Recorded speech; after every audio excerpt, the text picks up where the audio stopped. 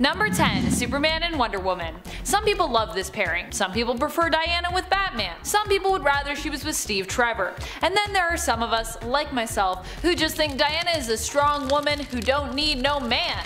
Superman with Wonder Woman, however, is admittedly not that weird. Both are powerful heroes who respect and care for one another, so what's so wrong with them hooking up and having a relationship? We've seen alternate realities and Elseworld stories where this has worked. Heck, they've even had children together. The moment when DC overstepped, though, it seems, with these two and made it kinda weird, was when they made their relationship a permanent fixture of the New 52 main continuity, which honestly just made it kinda strange. Especially when we then were forced to watch them get intimate and talk dirty just about everywhere and almost all the time, because I guess they're both just that invincible and super, and I guess horny? I don't know. Not something we really needed to see, was it? Number 9. Batman and Black Canary. These two are definitely an odd pairing, but of course not the weirdest on the list, more just an unusual ship. They have hooked up plenty in the all-star Batman and Robin comic book universe, but if you're one of those people that prefers to claim that alternate realities don't count, there's still a lot of weird romantic moments we've had from the original Justice League of America days. Now technically this is all considered Earth 1 now, but these issues came out in the late 60s, early 70s, before Earth 1 was really established as, well, being Earth 1. And anyways, call me crazy, but I consider Earth 1 to be pretty close to the main continuity simply because, I mean, it was the main continuity before it was retconned into an alternate reality following Crisis. Anyways, over on Earth 1, back in Justice League of America issue 88, we got a weird love triangle moment featuring Black Canary, who was stuck choosing randomly between Batman and Green Arrow after sharing a passionate kiss previously with the Bats. So the relationship technically goes way back. So far back that it's part of the now alternate reality that was once main continuity pre-Crisis. Number 8. Arsenal and Cheshire. This was a weird one before the New 52, but even after it still stayed as a pretty bizarre relationship that some writers just still love to ship. Arsenal is Roy Harper, originally known as Green Arrow's ward and sidekick Speedy. He was Speedy before Mia Dearden took over. Roy has a pretty weird and deadly relationship on and off with villain and assassin Cheshire. Despite being terrible for one another, however, these two even at one point had a child together, and oddly enough it became the best part of their relationship. Roy's relationship with his daughter Leanne was one of arguably the only good things to come out of this weird romance with Cheshire. However, before New 52 happened, Leanne died, and we got a very strange moment where Roy and Cheshire started blaming one another for the tragedy, and then that fight escalated to a passionate moment between the two. Not a thing usually in real life, by the way. And Roy both wanted to sleep with Cheshire following the loss of their daughter, while also finding it difficult to get intimate due to his intense sadness. We also got a weird moment later on when Cheshire tried to use the death of their daughter to guilt trip Roy into helping her, implying he owed her because their daughter died while in his care. This is some intense and weird stuff. Number 7. Lois Lane and Jonathan Carroll. The fact that this relationship happened I guess made sense, since this is when Lois and Superman's marriage was basically erased in the New 52, but it still was a strange pairing. Superman ended up with Wonder Woman, which was also kinda weird to be honest, though a lot of fans did enjoy that pairing.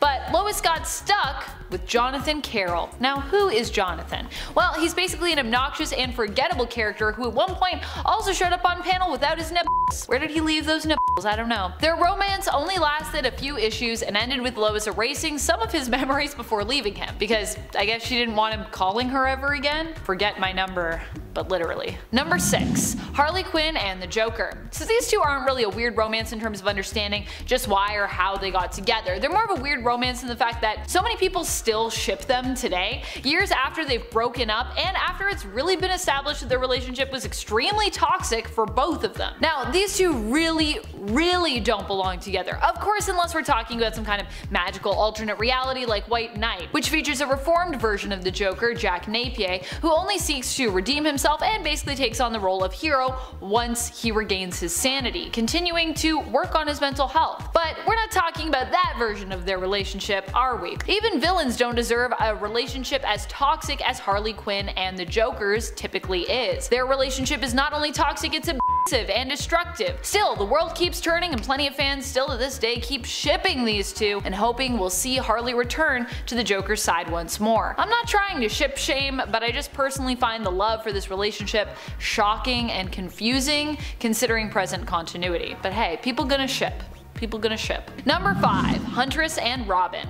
This relationship comes to us from Earth number 2, where Huntress is actually the daughter of Bruce Wayne and Selina Kyle, as opposed to the more common Huntress that we've come to know as Helena Bertinelli.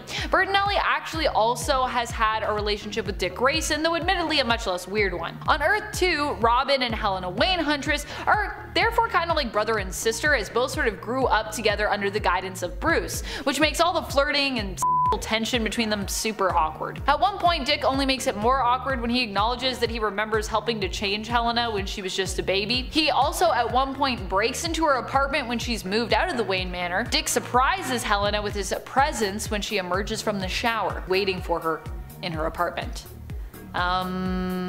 Number 4. Superman and Supergirl. We've actually seen these two get married in the comics, although it was a strange sight. At least those two versions of our heroes were not related. Linda Danvers tied the knot with Silver Age Superman, and Linda Danvers, while Supergirl, was not actually Superman's cousin at all. Kind of a different thing. She's not Kara. Her story was a lot more complex than Kara's was. Linda and Kal-El would even have a child together, Ariella Kent. But although this doesn't seem as weird when given the context, it was also once implied in Action Comics issue number 289 that if Superman could marry anyone, he'd want to marry his cousin Supergirl. At least that's what Superman said when Kara reveals she had been trying to play matchmaker and find Superman a suitable woman to marry. Kal-El reveals that Supergirl is the only woman suited to marrying him, but of course that they cannot marry because on Krypton, cousins aren't allowed to get married. He does acknowledge though that in some countries of Earth that is allowed. Just what are you suggesting, Superman? Why'd you bring that up? He's like, we can't do it, but you know, here there's some places we could do it technically. Number 3. Captain Marvel and Stargirl. So this doesn't inherently sound that bad. Captain Marvel, or Shazam as we now know him, is really Billy Batson, a teenage boy who Stargirl, a teenage superhero, finds herself interested in. For a time the two date, and Stargirl is obviously interested in Billy, not his adult hero form of Shazam / Captain Marvel. However, not everyone who's part of the Justice Society of America knows that Billy Batson is Captain Marvel, which makes things super awkward. Eventually, Jay Garrick as the Flash ends up bringing up his concerns about the relationship with Captain Marvel, who he believes is a grown man dating a 16-year-old girl. Not willing to reveal the secret of his true identity, Billy decides to break things off with Stargirl and leaves the Justice Society. He breaks up with Stargirl while in his Captain Marvel form too, which kind of just makes this whole thing weirder. Number 2. Supergirl and Comet the Super Horse. One of the weirdest DC romances comes to us from the time Supergirl ended up in a relationship with her horse, Comet. Of course, Comet wasn't really just a horse. He was actually originally a centaur named Byron, who Circe attempted to help turn into a full human. Unfortunately, this went awry and resulted in him actually being turned into a full horse instead, though a horse who possessed telepathy, super strength, and immortality at least. In other words, a super horse. Eventually, Comet met a sorcerer who could help to reverse some of the spell that made him a full horse, but only some of it. Comet was then granted the ability to turn human whenever a comet passed, and it was during this time that he sought out and pursued a romantic relationship with Supergirl while in his human form, because no matter his appearance, he would always love her. It's so weird. Number 1. Batman and Batgirl. You might think it's strange that I decided to put this point above Supergirl and her super horse, but honestly, I just find it to be an even more strange ship than that previous one. Even if we're talking outside of the animated Killing Joke film, which literally allowed us to see these two get intimate on screen, well, I mean almost. We obviously cut away from the actual deed, because you know, there's kids watching and such. We also saw Barbara Gordon, daughter of Commissioner Gordon, Batman's good friend, and Bruce Wayne himself get shipped together really awkwardly in a comic based on the animated Batman Beyond series. In this comic, it's revealed that not only did Barbara and Bruce have an intimate relationship while basically Dick was absent, but we also learned that Bruce got her pregnant as well. Yikes. Why did this have to bleed into other things? Why did this have to be a thing at all? Number 10. Shame of Thrones. Weird, but in a great way. because for this story we are heading over to the alternate reality belonging to the Little Marvels. Over in the Infinity comic Giant Size Little Marvels issue number 4, we get a glimpse into Dr. Von Doom's lair and his evil game night, which apparently happens every other Tuesday, according to Magneto. However, the whole issue consists of a tangent where the invited villains complain that Doom is the only one who gets to sit in a throne while they game, whereas they're all relegated, to normal seats. Doom argues it is because he's the most accomplished ruler among them all and that he answers to no one. However, his mom has something to say about that. Vicky? Number 9. What if Sergeant Fury had fought World War II in outer space?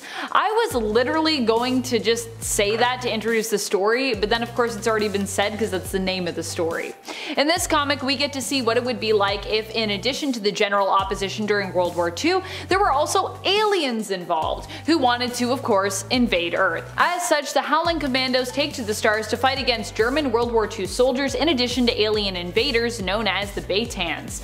Did I also mention that Nick Fury is still smoking throughout this entire issue, even while he's wearing a space helmet?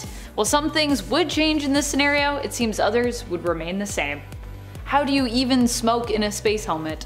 That seems like it would be terrible. And friends, before we move on to this next spot, if you are loving this list and you want more multiversal Marvel lists, be sure to let us know by giving this video a thumbs up. Number 8. The Final Showdown. Mutant X really had a whole series, but for the purpose of this list, we're just going to focus on one of its story arcs that takes place in the alternate reality of Earth 1298, as it was a 32 issue series, so I mean a lot happened. The basic idea here though is that instead of X Factor, we have a non-government or corporate mutant team known as the Six. Havoc in this reality ends up with Madeline Pryor, and the two of them have a child together named Scott. Yeah, it's a little different than 616. Here Maddie does become the Goblin Queen, but like how we have the Phoenix Force, she becomes infected with the Goblin Force and its influence, turning her dark. Initially, Maddie is actually known by her hero mantle, Marvel Woman. As such, Havoc and their son Scotty must fight against the Goblin Queen. After a long build-up where no one is able to stop Madeline, it's revealed that Scotty is able to due to his insane level of power. He rids his mom of the Goblin influence, but also banishes her in the process. Don't worry though, just like in main continuity, Maddie would return here as well. I believe she gets banished to like the center of the earth. It's a weird place, but it's a pretty good place, I would say. Mutant X, should you read it? Nah, I think you should read it. I think you could read it. I don't know if you should, but you definitely could. Number 7. What if the X-Men had lost Inferno? I love this comic, mainly for the panel at the end where Alicia Masters Storm whispers to her newborn babe, "I love you, baby." I think it might be one of my all-time favorite panels ever, actually. But there is lots of weird stuff to love from this issue, including the fact that Doctor Strange and Rachel Summers also randomly deliver this baby at the end. In this What If, we imagine what would have gone down if the Goblin Queen hadn't been defeated and instead was victorious. One of the things that would have come about? Her unleashing the beast within Wolverine and turning him into a villain who devours babies. Also, Rachel becomes trapped and later freed from being a bridal mannequin? I think that's a thing that happens here. That's definitely looks like what's happening. Also, I love Rachel as a bridal mannequin. And how after she's like, "Thanks, my face hurt, too much smiling." Oh, by the way, Doctor Strange, who frees Rachel, he also gets to wear a cool eye patch in this world. Why? Because he's Doctor Strange. He gets an eye patch. I like it.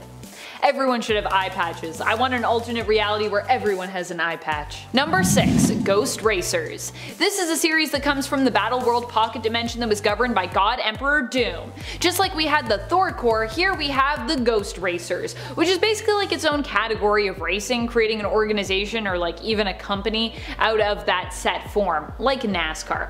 The Ghost Racers are made up of various ghost riders who of course race one another for Battle World's entertainment. And of course, so wealthy fans can ideally make some funds on the wins and losses of each race. Although all the riders are pitted against one another, and eventually Arcade, who is in charge of them, sends them to take down Robbie Reyes, the current racing champion, eventually they all remember what things were like before Battle World, and they decide to rise up against those that are controlling them. Which I love. Also, I just love the idea of like Like just a group of racers that are just all Ghost Riders, and they're like, we race each other for fun. This is what we do now. Ghost Racers. Number 5. What if Wolverine battled Conan the Barbarian?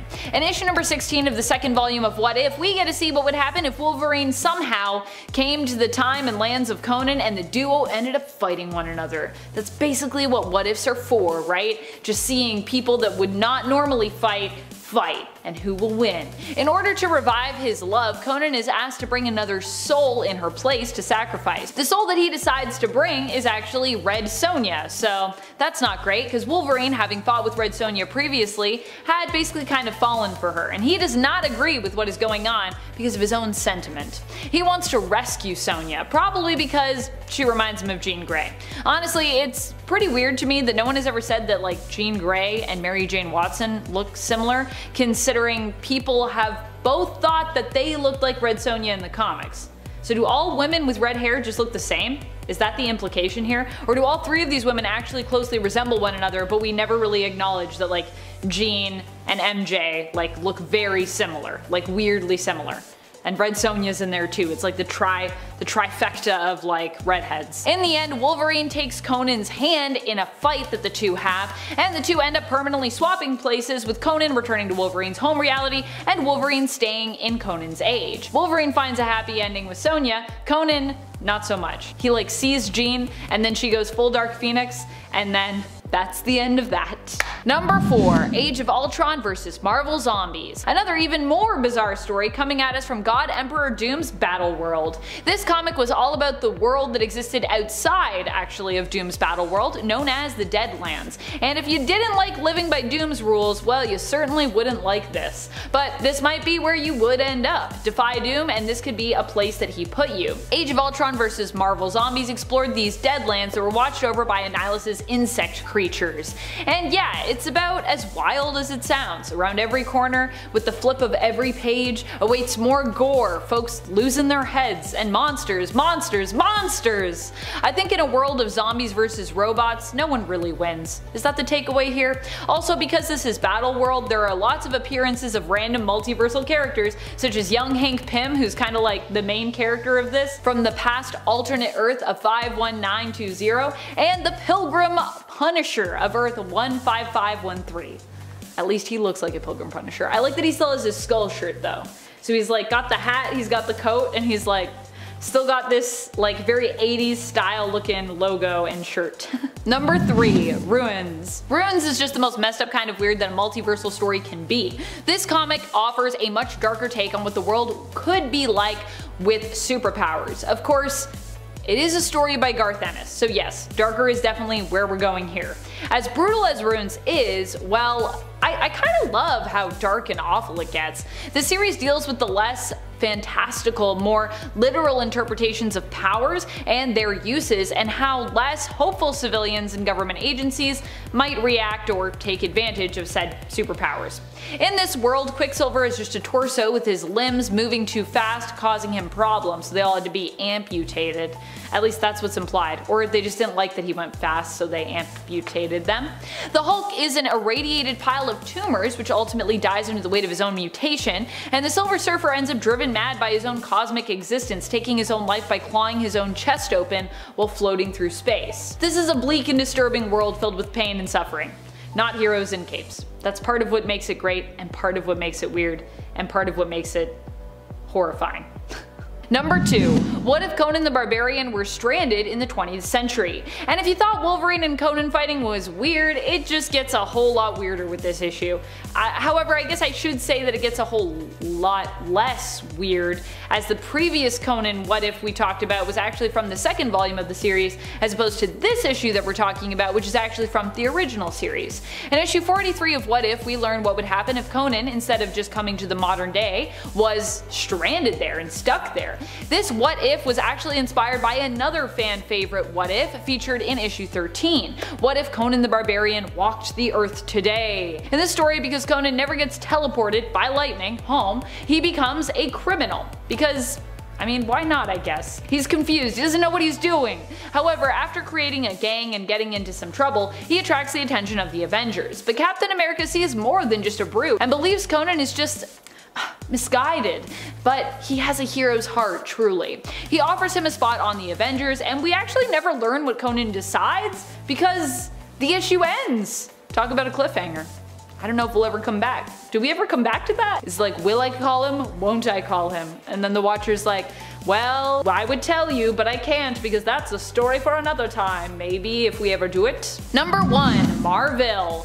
Even saying the title sounds just like an experience.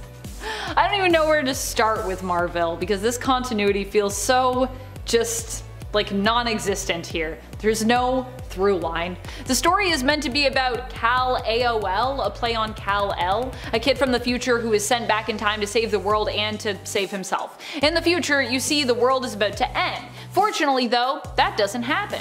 While Al doesn't have any powers, he somehow is moderately successful as a hero. After the world doesn't end, his parents send the time machine they originally sent him through back in time to pick him up. But Al decided to travel back in time to the beginning instead. There he meets maybe God, and also learns that Wolverine evolved from an otter and dinosaurs can talk. With every issue in this story, you ask yourself, how can it get any weirder? And then it somehow does that. Also, what's up with these covers? They're almost completely unrelated to the plot of the comics. I guess sexy ladies sell comics, and so who needs a plot was the thought process with Mar-Vell. At least with the covers. And maybe with the inside of it as well, because I don't really know what the plot is about. Number 10, Undead Brother Voodoo. This version of Brother Voodoo hails from Earth 666, ooh spooky, where he is part of the Undead Avengers team. While still technically a hero, he's also still technically a monster. The Avengers of Earth 666 are all considered members of the Undead, with each of them technically being some kind of monster, some version of Undead, if you will. Jericho Drumm in this universe appears to be some kind of poltergeist-like ghost from his appearance here. I don't know if he's specifically a poltergeist, I just think of him that way because of his glowiness. I don't know, reminds me of the movie Poltergeist. This team, including the ghostly Brother Voodoo, make their first appearance in issue number 33 of the Secret Avengers series, where they tangle with Secret Avengers members Captain Britain and Clint Barton's Hawkeye of Earth 616. Number 9, Groot. Before he was the mainstay lovable space ent in Guardians of the Galaxy with a raccoon-shaped compatriot, Groot was actually an evil, monstrous tree. He first appeared in Tales to Astonish number 13 in 1960. The tagline in the comic itself was, quote, "Where Groot walks, death follows." He was also entirely obscure before being thrust into the pop culture fandom when Marvel decided to turn their C-list team, Guardians of the Galaxy, into a phenomenally massive success. He was originally a throwaway monster, and his original comic, before 2012, was worth $2,868, which isn't small by any means, but after the movies premiered, it was worth $19,000. In the comic, Groot belongs to a species called Floral Colossus, although they're also just called Groots too. During his early life, the Floral Colossi rule over Planet X, and Groot was an outcast amongst his people. He became friends with the inferior species called the Undergrowth, a fungi-like species also on the planet. Groot is eventually forced to flee his homeworld after he kills another Colossus while defending an Undergrowth. Before the movies, Groot also appeared in 2 other comics, one being The Incredible Hulk, where he more so resembles his original appearance rather than the huggable tree we know today. The Hulk comic released in 1976, and then lastly he was in Annihilation Conquest number 6 in 2008. It was the first appearance of Groot as his modern rendition, smaller, skinnier, a bit more approachable than the Godzilla-style tree we knew before.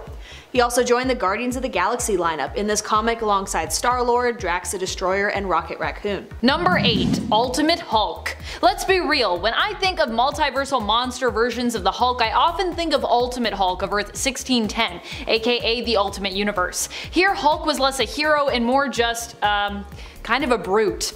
In fact, at one point the Ultimates, who are basically this Earth's version of the Avengers, even had to fight against, not with the Hulk. The Hulk would eventually go on to join the Ultimates team, I'll give him that, but let's not forget that he's a cannibalistic beast who also makes some of the most violent threats when he's angry. Even Bruce Banner wasn't as altruistic in this universe, initially hoping to create the next super soldier serum so that he might be able to increase his own strength and power. However, instead he created a Hulk serum which turned him into the Hulk because he was all about testing that serum on himself. It's even implied that during his first transformation that he may have actually caused the death of Mary and Richard Parker, the parents of Spider-Man.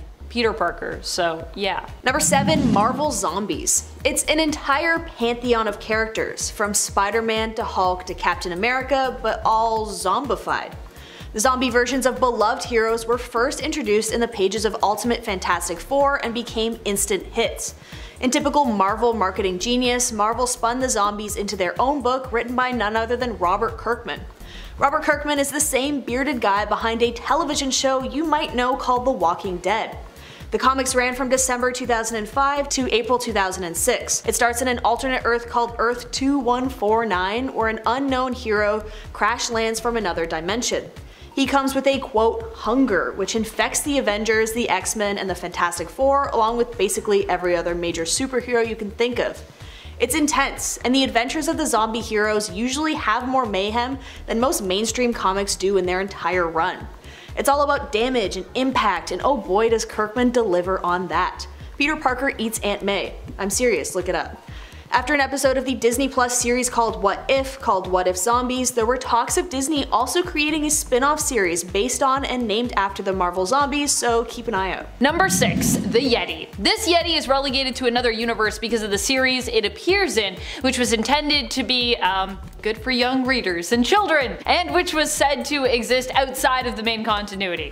This Yeti we are talking about here appears in Spidey Super Stories in issue 16. Oh boy. In this team-up book, we see Spider-Man go on adventures that are more kid-friendly when it comes to reading, ideally therefore serving the purpose of helping kids learn how to read, which is important.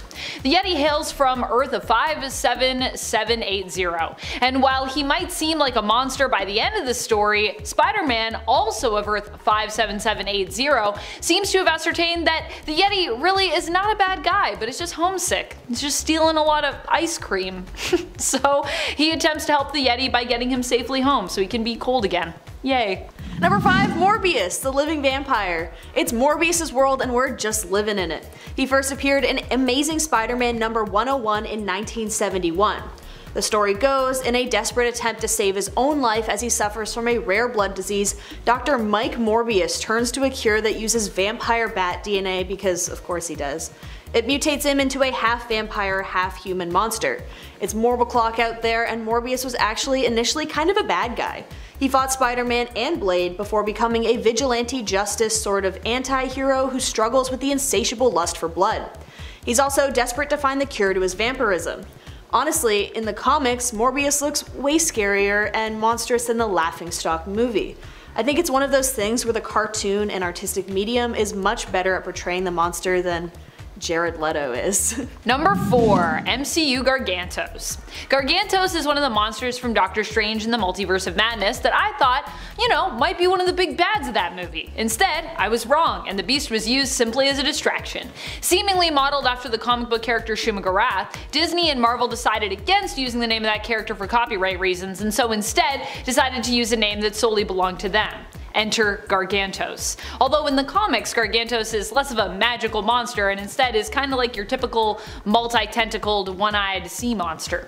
In the film, it takes the combined efforts of Sorcerer Supreme Wong and Dr. Stephen Strange to defeat the beast, and Strange even pulls out some magical monster tricks of his own to stop Gargantos. While Gargantos appears in a multiversal film, him being based off of Shuma-Gorath would likely also make him a multiversal monster just straight up. Number 3. Ghost Rider. Who could forget Johnny Blaze, one of the Ghost Riders set out to hunt down earthly baddies and drag them kicking and screaming to hell where they belong. The legacy of the Ghost Rider began in the pre-Marvel age with a ghostly cowboy who hunted the prairie of the American frontier. But the modern version is a stunt biker, Johnny Blaze, who becomes possessed by the demon Zarathos and becomes a flame-headed skeleton with a cool bike and fancy leather jacket, hunting down bad guys in the name of vengeance. At times, he's the bad guy himself, being the not polished hero that has no problem taking lives. At others, he fights with the other Marvel heroes to take down bigger foes. I mean, he looks badass, can we be honest here, and he's definitely one of my favorite Marvel monsters. Number 2. Strange Supreme. Strange Supreme is the Dark Doctor Stephen Strange we see as is showcased in the Disney Plus What If streaming series in the Season 1 episode What If Doctor Strange Lost His Heart Instead of His Hands. In this episode, Strange becomes obsessed with getting back Christine Palmer after losing her in a car accident instead of, losing his hands, because Christine was his heart. Get it? Because her death is considered an absolute point in time, the spirit of the Ancient One returns to Strange to remind him that he cannot do anything to bring her back. Strange doesn't like that answer and is like, I'm still gonna do stuff, so he gets split in twain, with one half of him choosing to do whatever it takes to get Christine back, because the Ancient One's like, I'm not gonna let that happen. Just cut you in half. This prompts him to turn to the dark arts, absorbing various creatures and monsters from the universe in order to get as much power as is needed to reverse Christine's death. In the end, this Strange of the multiverse becomes more monster than man, defeating his other half by reabsorbing him and breaking the universe to bits when he disregards all warnings and brings Christine back to life anyways once more. Doesn't even work out well because Christine's like, dude, you're like super evil, I'm like not here for this. Number 1, Shuma Gorath. Quote, before all was, I was. Before time was, I waited. I fed on the screaming souls of the universe. I drank the spoiled milk of dead stars. I am the emptiness outside all understanding. I am Shuma Gorath. Is a pretty sweet way to introduce yourself. His character design is next to none as one of the great old ones who first appeared in a 1972 comic called Journey into Mystery Volume 2. This tentacle monster more so looks like a freak of nature than a typical monster. He's the ruler of hundreds of dimensions and comes to the Earth realm millions of years ago along with the other old ones. Around 1 million BC, he was banished from Earth by a time traveler sorcerer named Sea-Sneg. It was witnessed by Doctor Strange, who hoped to defeat the Ancient One so his master didn't have to die, but obviously it never really works out like that. But then Shuma Gorath reappears and becomes the main foe of Doctor Strange.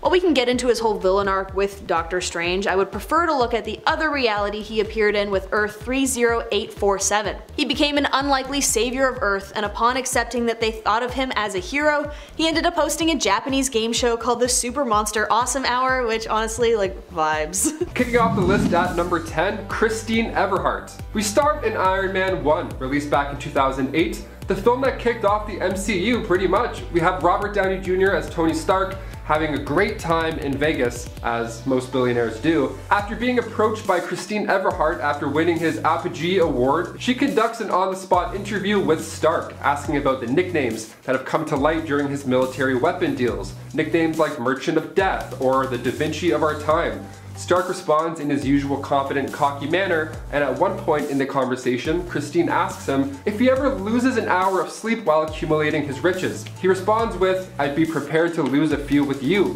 And it works! This reporter ends up sleeping over at the Stark Malibu mansion and is greeted by Tony's future wife, Pepper Potts, where she refers to her as trash. Now, of course, the scene is to set the character for Stark, but Christine still wants to take him down. She's the only one left sitting after Tony announces that he is Iron Man at the end of the film. Number 9, Juggernaut and She-Hulk.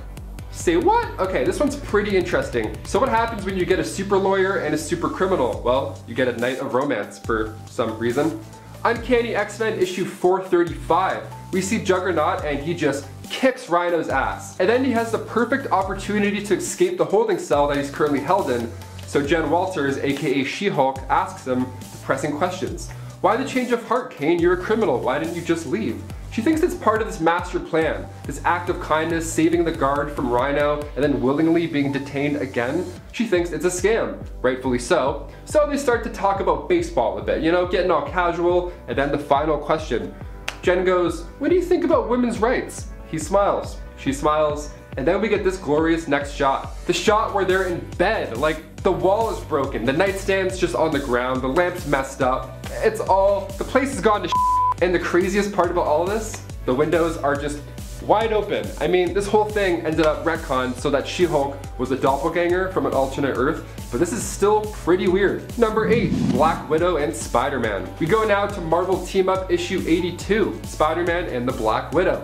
Now, at this point, Nancy Rushman has entered the chat. Black Widow looks like Black Widow, but inside here, it's actually Nancy Rushman, school teacher from upstate New York. Got it? Yep. Cool. The issue begins with Nancy outside when a couple of New York punks, try and steal her bag. Spider-Man, of course, swings in and saves the day. Mostly he starts the thugs off, and then Nancy delivers the final blow, saving Spider-Man back. Nice. He sees the Black Widow suit in her bag, but she doesn't even know what he's talking about. She is fully convinced that she is a school teacher and not, in fact, Black Widow.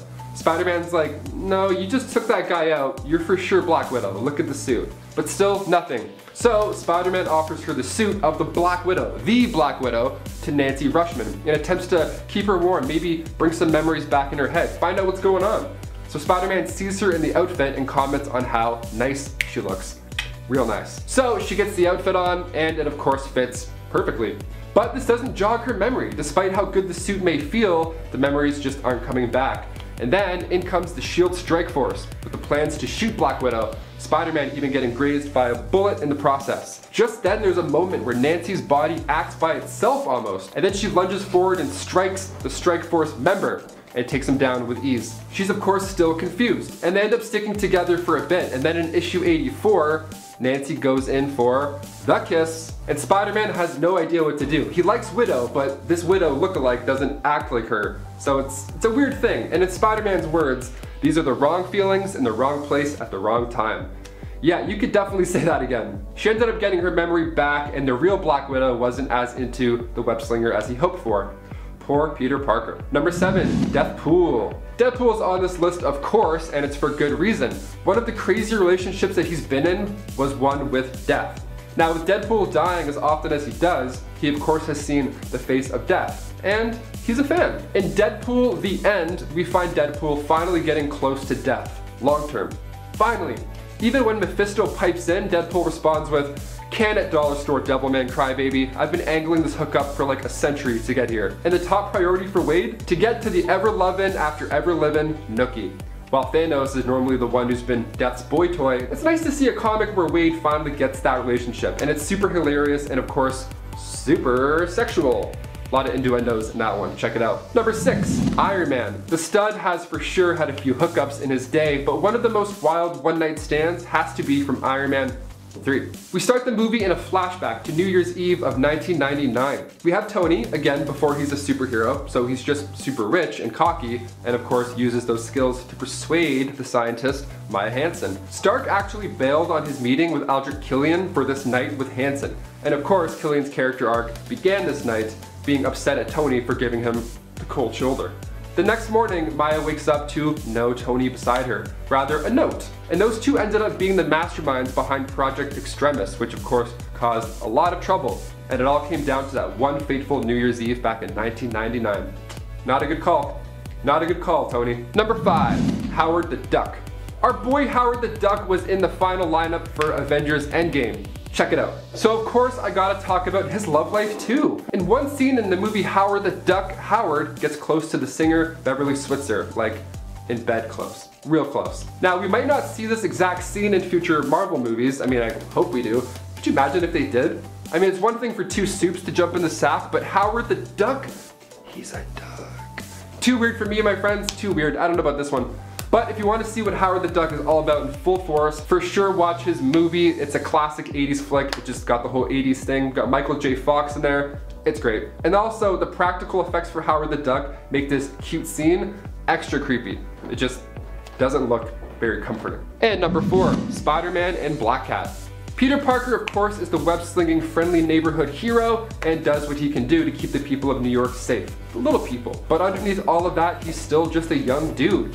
And it's one thing to have a recurring villain, somebody that matches the hero's abilities, you know? Usually the villain will end up having a similar story, so that the hero and villain relationship is kind of even, right? So when it comes to Black Cat, she of course has been caught by Spider-Man many times, being a cat burglar and him being Spider-Man. They will definitely jump into each other. They have this weird relationship, but it's super interesting. Like he's a hero, she's a criminal. I'm actually still waiting to see a proper Black Cat Spider-Man dynamic on the big screen. They're close. They're very close to getting him. He even told her his real name. So Black Cat, aka Felicia, was a cat burglar just like her dad. But after she dates Spider-Man, she starts to become the good guy, and it's awesome. She's always fascinated me as a character. This relationship, even in Spider-Man PS4, their relationship and how they work together causes some raised eyebrows with MJ. Peter's like, yeah, me and Black Cat are doing this cool DLC mission together. And she's like, oh yeah, cool. Be back before 11. Have fun with Black Cat, the lady who might be the mother of your kid. Also, you might have a kid, so that's neat. Cool, I'm gonna go watch The Goonies on Blu-ray. See ya tomorrow, I guess. God, my life sucks. We were on our way to seeing this relationship form in The Amazing Spider-Man 2. In The Amazing Spider-Man 2, we were introduced to Felicia, played by Felicity Jones. In that same movie, Gwen Stacy bit the dust. The Amazing Spider-Man 3 would have set this relationship up so nicely, but it never happened. Bye, Felicia. And number 3, Wolverine. A lot of people overlooked this moment from X-Men Days of Future Past, but it's actually a great example of who Logan is deep down. In Days of Future Past, Logan's mind was sent back in time to 1973. That's a while back, so he can prevent Mystique from killing Trask. Now, the second he wakes up in this past, it's meant to be a comedic moment. He's in a room that's decked out in 70s gear, and he wakes up next to a woman in a waterbed. A waterbed? I don't know how anybody could sleep in those things. Imagine having a few drinks and then laying in a waterbed. Oh my god, I threw up so quick. But he wakes up next to a mobster's daughter. He was being paid to keep her safe, so of course he runs into a bit of trouble, having to kill the mobsters that enter that room because they of course found them both together. Not professional at all, Logan, not professional at all. Also, if he just kept his distance, those poor mobsters would still be alive. They have families, they probably have bills to pay. And number 2, Peter Quill. Guardians of the Galaxy came out in 2014 and James Gunn made the most fun Marvel movie to date. Still, the most fun Marvel movie ever. The opening of the film, we find Chris Pratt's character, Star-Lord, and as the opening credits roll, we see him walking, well, dancing rather, to find the orb, which ends up being an Infinity Stone. It's a pretty important orb. So he goes in, introduces himself, does the badass fight moves, and then rockets his way out of there. And after he barely escapes in his ship, the Milano, as soon as his ship starts to fly away from danger, out pops an alien woman from below deck. So we briefly meet Berit, and if you don't remember her from the first movie, that's fine, because neither did Star-Lord. In fact, he didn't even remember she was on the ship. I mean, of all the times to have a one-night stand with an alien, right before a big heist, this guy's crazy. Come on, Quill. And finally, number 1. Ant-Man and Beetle. Now, of course, whenever I read issues with Ant-Man now, I see it as Paul Rudd. Naturally, I mean, he's so lovable and charming, of course. Paul Rudd lives rent-free in a lot of our heads. Guaranteed. I think to myself, what would Paul Rudd do at least twice a day? We gotta talk about it more. Paul Rudd was cast to play Ant-Man in his first MCU debut, of course, back in 2015 in Ant-Man. He plays Scott Lang in the movies because I think people aren't really too fond of Hank Pym. Good idea. So when I read the issue with Scott Lang's Ant-Man and Beetle, I was sitting up. I was like, yeah, this is Paul Rudd. They even wrote it in a way where it's like really comedic and the timing between the shots, it's amazing. Heroes and villains hooking up, that should be a show. Screw The Bachelor in Paradise, what is that? I want to see the good and the bad doing the ugly. Every Thursday at 9 p.m, that's when I want to see it. Right before Friday, so we all come in the office and we're like, see you Ant-Man hooked up with? It's like, yeah dude, awesome, unreal. I want it. In Ant-Man Last Days issue 1, we find Scott Lang as he bumps into Beetle at a club. Ant-Man's like, whoa, you tried to kill Iron Man. You're gonna go to the authorities, madam. And she's like, Scott, relax, that was like 3 weeks ago. Hashtag old news. So they start talking, Scott buys her a drink, and then Scott tells her something Cap said. If you want to be an Avenger, you do not sleep with supervillains. And then this is the next page showing Ant-Man just sitting in boxers in bed with Beetle, with the line, I'm so sorry, Captain America, which I can just hear in Paul Rudd's voice. Like, it's so funny. And also, his damn helmet is still on. He just looks so silly. He's got like a 12-pack and he's just sitting there with his helmet and he's like, oh, what a crazy night. And then Beetle wakes up and says, oh, you're still here? That's weird. Weird is the perfect word for it, Beetle. Number 10, Mystique and Deadpool. Deadpool gets around, and so does Mystique, in fact. So it's only fair to assume that the two ended up crossing paths at some point. In holy matrimony even? Maybe. So in Deadpool number 27, titled The Wedding of Deadpool, we find out that Mystique and Wade were married. That would be the best wedding of all time. Well, the love wasn't true or strong enough to last, as shortly after he asked her to sign the divorce papers. He's also been married quite a bit, so this isn't his first divorce rodeo, that's for sure. So why didn't the couple work out? Well, Mystique, being Mystique, was actually just using Wade, sort of like a way into Weapon X so she can steal some files. Classic Mystique move. The issue itself is quite enjoyable and funny. We even see Wade visit the lovely Niagara Falls.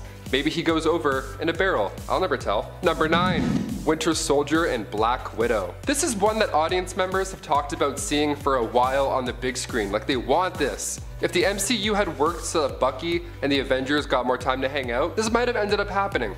I could see it. I think there's more to Natasha and Bucky, because in the comics, Bucky trains Nat in the Red Room. And then in the MCU, Natasha talks to Steve about the Winter Soldier and how she's tried to stop him before. So she knows about his existence in that universe, just how much we don't really know yet. But with Black Widow being a prequel to Iron Man 2, I feel like we're going to see some sort of flashbacks or something that involves Bucky. I think it's going to be full of cameos. Natasha was given this serum in her origins, of course, and I hope they include this in the movie where she ages slower. So her and Bucky are around the same age in the comics, funny enough. And she knows him as James back in the day, you know, before the Winter Soldier stuff. So could the comic book hookup just be a one-time thing, or will we see some sort of flirtatious behavior with the two in her solo flick and some saucy flashback scene? Let us know below. Do you want to see this? Is this kind of like a weird thing? I know people want Bucky and Cap to be like a thing. We were all rooting for it, but hey, it's never too late. Number 8, Happy and Pepper. Yeah, I just said that. This one would never happen in the MCU, but just imagining it is pretty hilarious and weird. So yeah, in the comics, they were a thing. There was this sort of love triangle actually that happened going on with Pepper, Tony, and Happy. So once Happy was hired as Tony's new bodyguard, Happy and Pepper started to bicker, kind of argue a little bit, and through that they ended up becoming pretty flirty in nature. Kind of like in high school, when somebody makes fun of you, it's because they usually end up liking you a bit in the first place, you know, it's like playful banter. So Pepper and Happy ended up getting married. That is, until Happy met his demise in the Civil War storyline. Sads. I honestly feel like Happy and Aunt May are gonna do this whole marriage thing in the MCU. Like, this is gonna happen to them. Like, by the time that happens, Peter will probably end up running the Avengers, so I'm sure he'll take the spot of Tony when it comes to commenting on the weird relationship between the two. Only I'm sure it will be more lighthearted and fun in nature. Kind of like what we saw with him in Far From Home. Solid dynamic, I'm here for the both of them. Or maybe Spider-Man is gonna get pissed once Happy dies, and that's gonna be like his way of like coming back in. Or maybe Aunt May will die, and then he'll be even more pissed. Oh my god, we have a lot of things to work with. Number 7, Nightcrawler and Jermaine. This one is juicy. Imagine you're dating somebody, and then you find out that they're actually an adopted sibling. Like, that's a weird conversation to have. I mean, you're not related, sure, but like, that's still weird. That's a very weird thing to do. That's exactly what happened to Kurt Wagner. Kurt grew up with Jermaine Sardos. He was adopted by her and her mother, and they of course became close, being the new siblings and all. But then things get amazing, okay? So Kurt started to date a woman named Amanda Sefton, okay?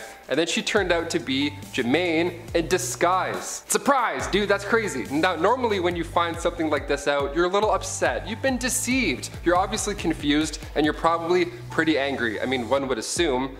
But Nightcrawler is totally cool with it. He's like, you know what, I'd be more demonstrative about it, but I don't want to set a bad example for Kitty Pryde. Yeah, or you could respond like that. That's one way you could come back. This dude is not fazed by this at all. He's like, yeah man, I basically have 2 girlfriends.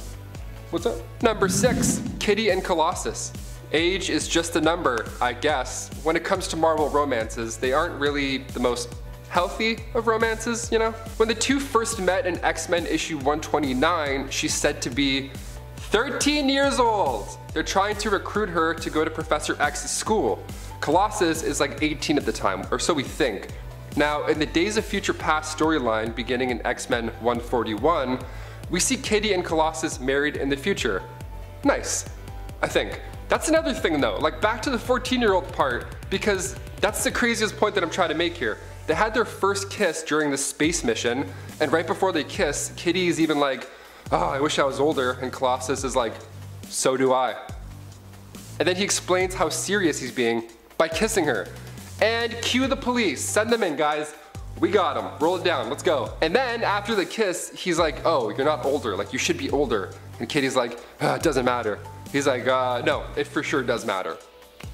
I'm like, yeah, you just kissed though, it kinda, feel like you're already nailing that confident, buddy. Yeah, this isn't the right time or place. More so, time. That's a big time, that 4-letter word. That's the main thing here. Number 5, Wolverine and Squirrel Girl. Yeah, this one's weird. So in part 1 of this list, I had mentioned that Wolverine, when he was with a young Mary Jane Watson, which is just a wild time. If you haven't seen part 1, you gotta go watch it. It has some fun stuff in there. Turns out he has this weird history as well with Squirrel Girl.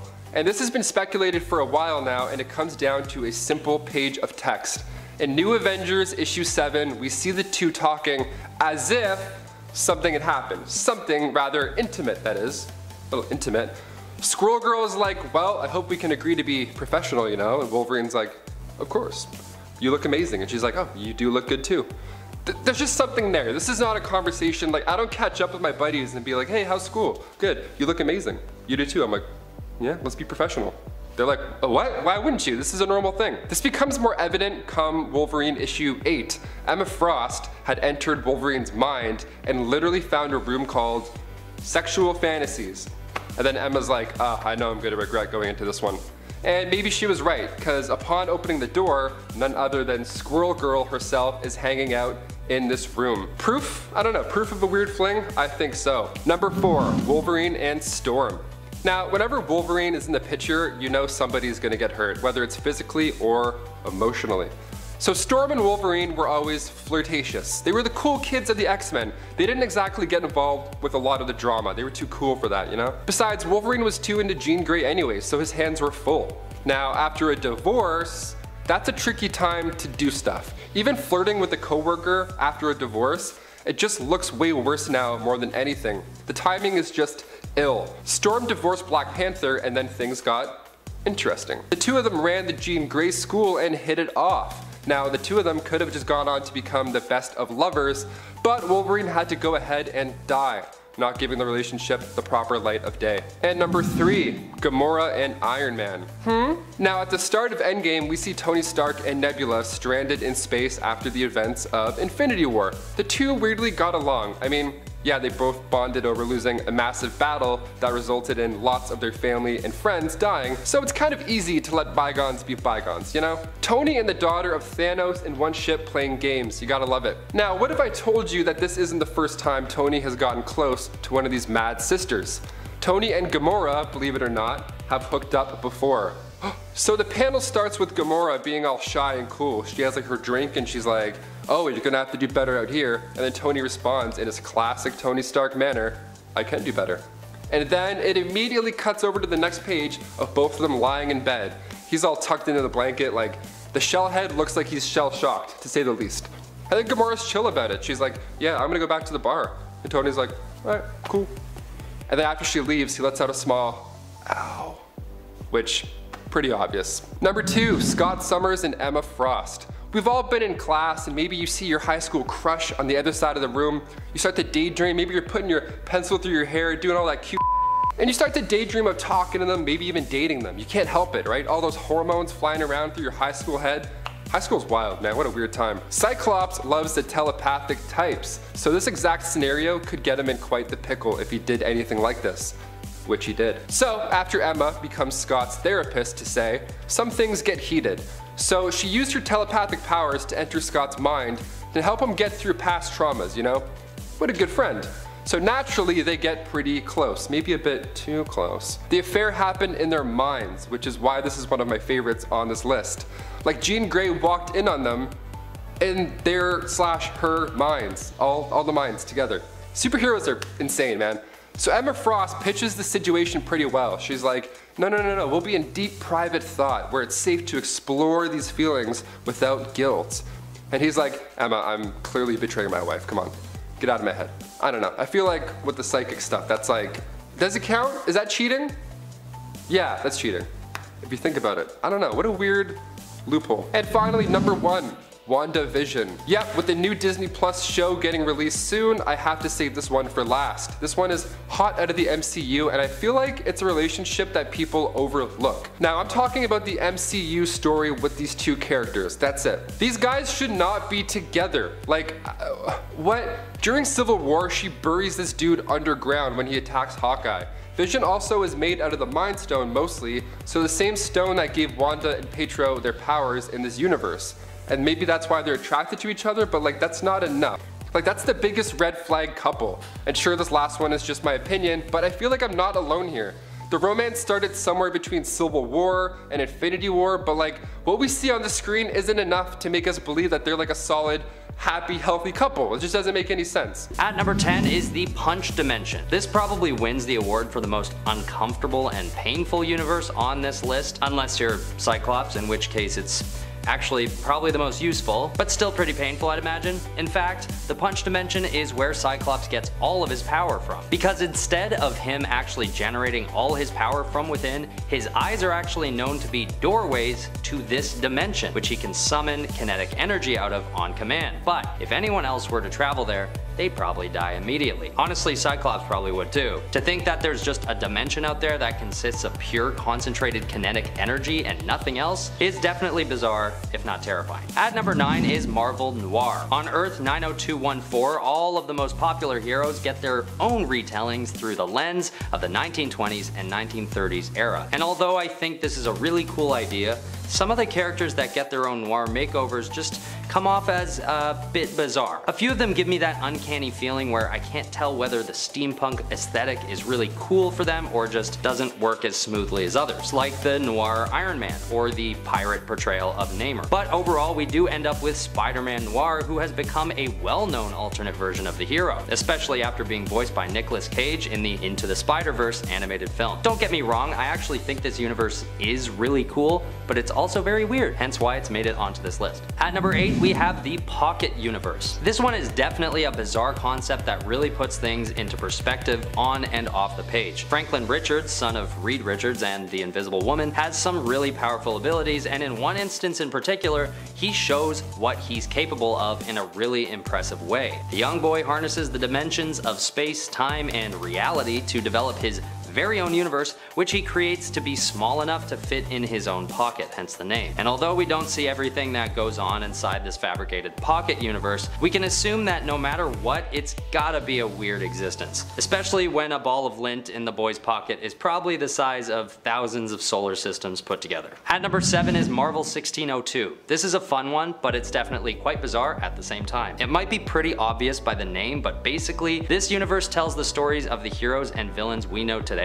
as if they lived in the 1600s. With Count Otto von Doom ruling a medieval Latveria, heroes like Matthew Murdock, a blind mercenary for hire, and Peter Parquois, an orphan recruited by Sir Nicholas Fury, have to put a stop to him. Another bizarre thing about this world is that mutants aren't seen as superheroes and aren't part of a team called the X-Men, but are instead known as witch breeds, and they are hunted down systematically by anyone who will dare challenge them. It's definitely a fun world to explore, but it sort of gives me the creeps as well. At number 6, we have the Zombieverse. This is one I'm sure many of you are familiar with, as it's become pretty popular over the years. Basically, Earth 2149 is overrun by zombies, and they don't stop short of turning superheroes to the ghoulish side as well as humans. What we end up with is a whole universe with superpowered zombies jumping and flying around, trying to destroy everything in their paths, including their former teammates and lifelong friends. It's a strange place that puts into question the integrity of superpowered beings and sort of tarnishes the dignity of all our favorite heroes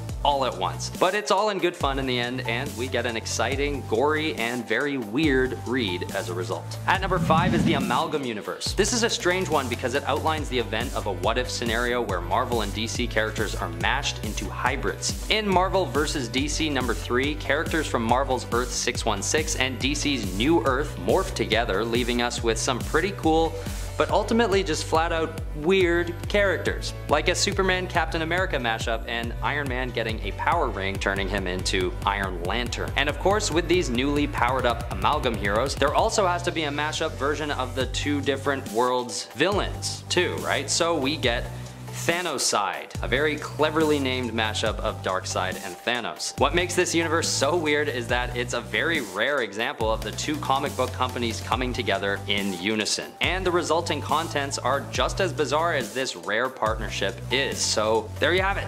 The Weird World of the Amalgam Universe at number 5. And at number 4 is Weird World. I feel like there's no need to explain why this one ended up on the list given the title. But weirdly enough, Weird World isn't actually that weird, all things considered. Weird enough to make it on this list, but I still feel like they had an opportunity to make a world so weird that they clinched the number 1 spot on this list. But still, it's a weird one. I am tired of saying that word. It's a Marvel universe that features magical creatures like goblins, dragons, and zombies. And there are just perpetual battles going on there between gods representing dark and light. It's hard to tell how it ties in with Marvel superheroes, so in the context of the Marvel multiverse, it's definitely weird and a bit out of place. But it also just seems like a typical medieval fantasy landscape to me. It's almost Weirder that this world doesn't really match its name, but I guess weird is weird. At number 3 is the Marvel Apes universe. Featured in the Marvel Apes miniseries, this alternate universe naturally features ape people versions of all the heroes we know and love, and everybody else for that matter.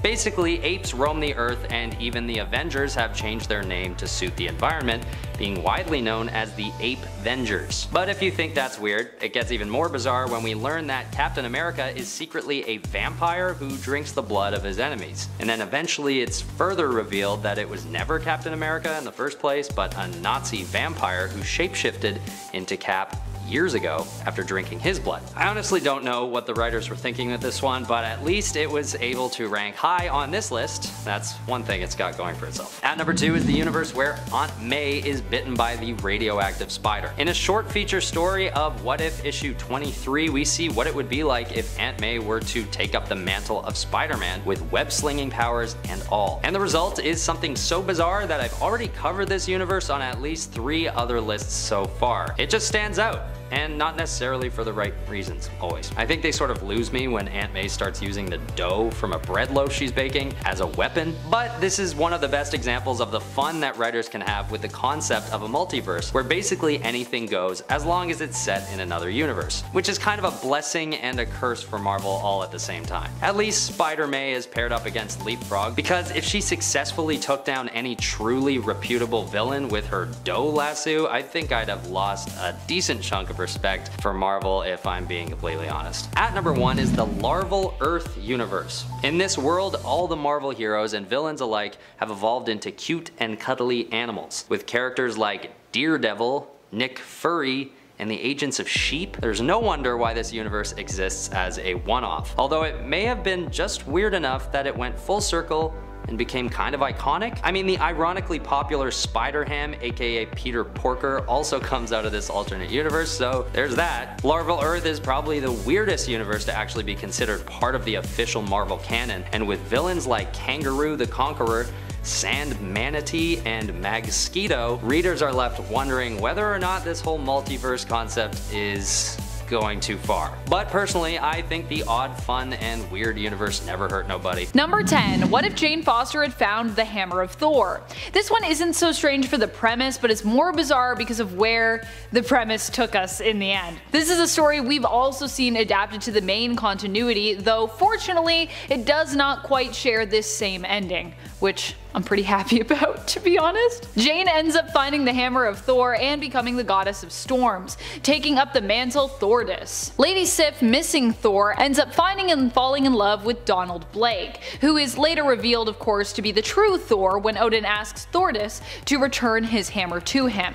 As thanks for her service, however, Odin makes Jane a goddess. However, as Jane was in love with Donald, who is now Thor and is in love with Lady Sif, her heart is broken, and she has to be returned to her mortal self because of this. But Odin has a better solution and proposes to Jane, who agrees, to marry him, and then they all live happily ever after. With Jane finding that those very qualities she both admired and loved in the mortal Don Blake are also to be found in the father of immortal Thor. My goodness. That's a very strange ending to that story. How about instead of being with my son, you be with me, his father, haha. Okay, Odin, what? I feel like I like it better when Odin just doesn't really like Jane. I think that works more. Is that weird? Number 9. What if the Avengers were the last superheroes on Earth? This story allows us to imagine what the world would be like if all the superpowered beings on Earth were defeated by the Avengers. At the behest of the Scarlet Centurion, the Avengers attempt to eradicate all superpowered beings, including themselves. In the end, after all threats have been defeated, they decide to disband, being the last ones with powers, in order to usher in an era of peace on Earth. They all go off to live their own normal-ish lives. Thor returns to Asgard, Tony returns to being a billionaire playboy in Las Vegas, only to realize that it doesn't really bring him any joy and actually considers entering into politics. And Janet Van Dyne and Hank Pym actually seem to find quite a bit of happiness, going off and getting married and focusing on their time with one another, which It's kind of sweet. I guess if they weren't superheroes it would work out pretty well for them. Scarlet Centurion does return to threaten Earth and forces the Avengers to come together one more time, but after defeating him, they once again go their separate ways back into retirement. And they also kind of question, like, if being a superhero is actually a bad thing, because does it create more problems than it solves? Just a quick reminder, if you love these what if lists, I personally love bringing them to you because these stories are amazing. Be sure to show us that love by giving this video a thumbs up, sharing, commenting, subscribing, all the things. Number 8. What if the Gamma Bomb spawned 1,000 Hulks? This story comes to us from volume 2 of the What If series that started back in 1989. In issue 71, we get to imagine a reality where instead of just one Hulk, or you know, the members of the Hulk family plus Hulk, we had 1,000 of them, which I would say is ultimately too many Hulks. In this story, it was the bombing on Hiroshima that resulted in these thousands of Hulks coming into existence, survivors of the attack that were basically mutated, so they became Hulks. In the end, Bruce Banner, aka Hulk, who of course goes on to become the Hulk in the story, must attempt to stand up against this army and attempt to defeat it with the help of some friends. Number 7. What if Betty Brant, instead of Spider-Man, had been bitten by the radioactive spider? This one comes to us from a 3-part story and is simply one story within that. It is from the original What If series volume 1 from 1997, issue number 7. Here Betty Brant, instead of Peter Parker, is the one bitten by the radioactive spider, gaining spider-like abilities. While the story isn't a strange premise at all, like I don't think it's weird for Betty Brant to become, you know, a version of Spider-Man. What really makes this one stand out for me in terms of its weirdness is Betty's costume here, which is... it's something. It's also odd that in this alternate reality, Betty happens to be the only alternate person to become Spider-Man that manages to survive the ordeal, with both John Jameson and Flash Thompson in this issue, who are featured in the other 2 stories, dying as a result of gaining spider powers and attempting to use them. Instead of Betty choosing not to pursue the thief that kills Peter's Uncle Ben, she simply is unable to because she used up all her web fluid posing for pictures for Peter. Which is a whole other thing, but also, wait, can't you just go after them anyways? Don't you have superpowers? It doesn't matter that your web fluid is gone. Anyways, she still blames herself for Uncle Ben's death and decides to quit being Spider Lady, which I think is a little harsh. I feel like she wasn't really super responsible for that, but I guess she could have gone after him. I don't know why she didn't do that. Be like, use your super strength, climb on walls, do any of the other things you can do. Number 6. What if Submariner never regained his memories? This story allows us to glimpse into an alternate reality where Namor never met the Human Torch and never ended up regaining his memories and returning to Atlantis, learning that he was the true ruler of the Underwater Kingdom. Instead, the Submariner remains unaware of his true heritage and ends up joining a ship's crew, finding himself inexplicably drawn to the sea.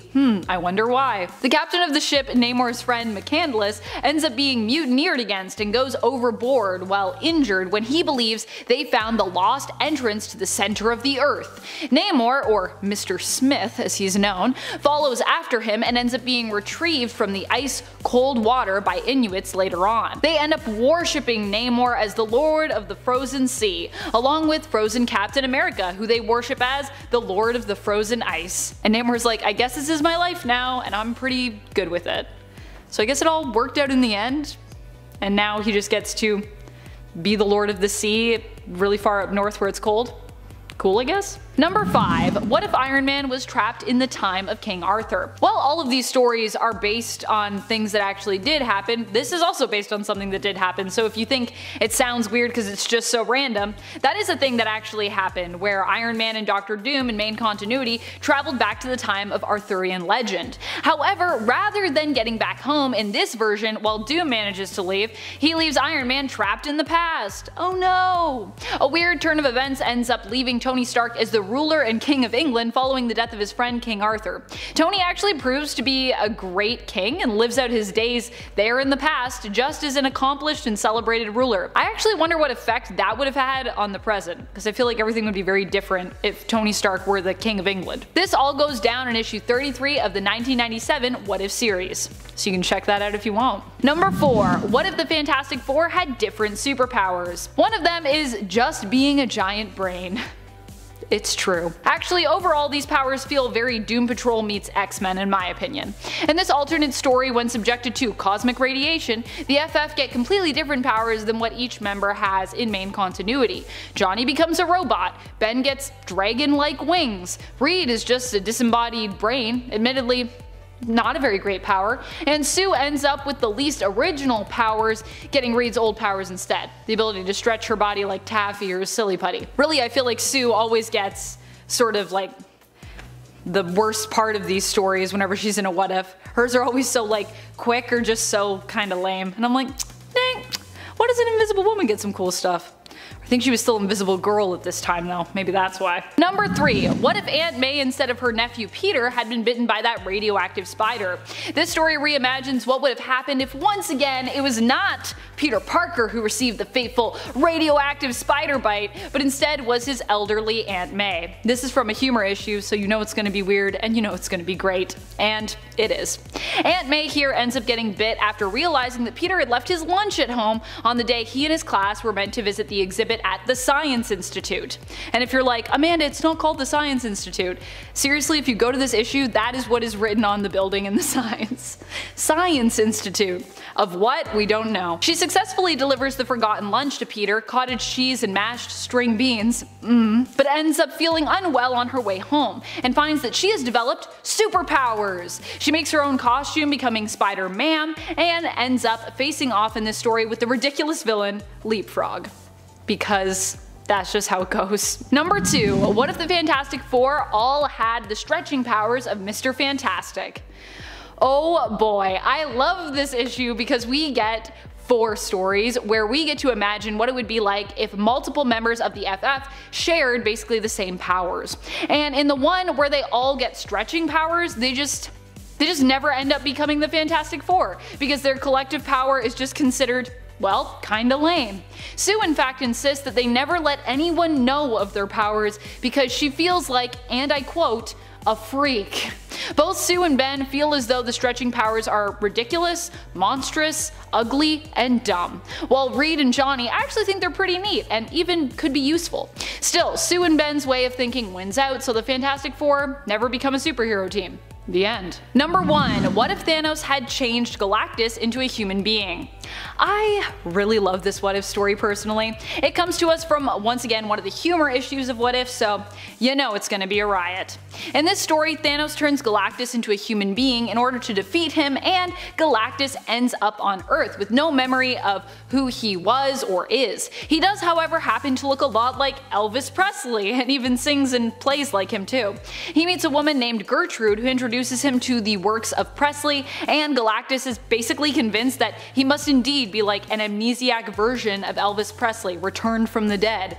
He goes on to have a successful music career, and when his memories are later restored by Adam Warlock, who also offers to return his power to him, he actually decides instead to stay on Earth and live out his life here as Elvis with Gertrude and her son Toby. Which, I mean, fair enough, that sounds like a pretty good life. Number 10. Hyperion. Hyperion is basically Marvel's first ever answer to DC's Superman.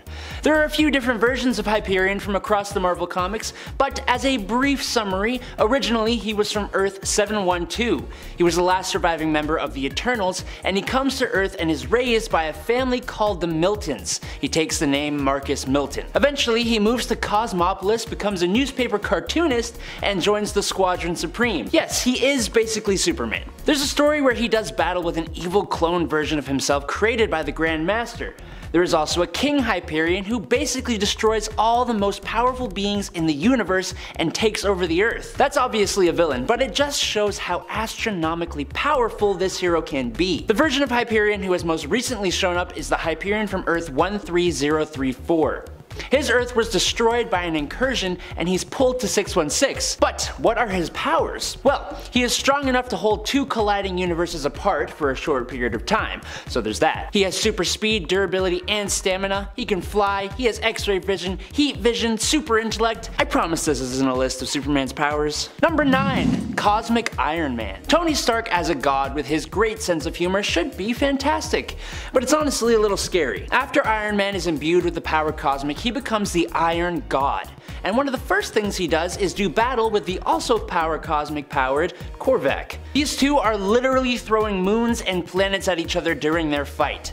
That is, until Iron God transports Korvac to a destroyed universe and fights him until the cosmic entities show up and take Korvac away, leaving Tony to see what he does next. Iron God's goal is to make the world into a paradise, to fix all of its problems. He knows that his past attempts to do this haven't gone too well and that the other heroes will likely try to stop him.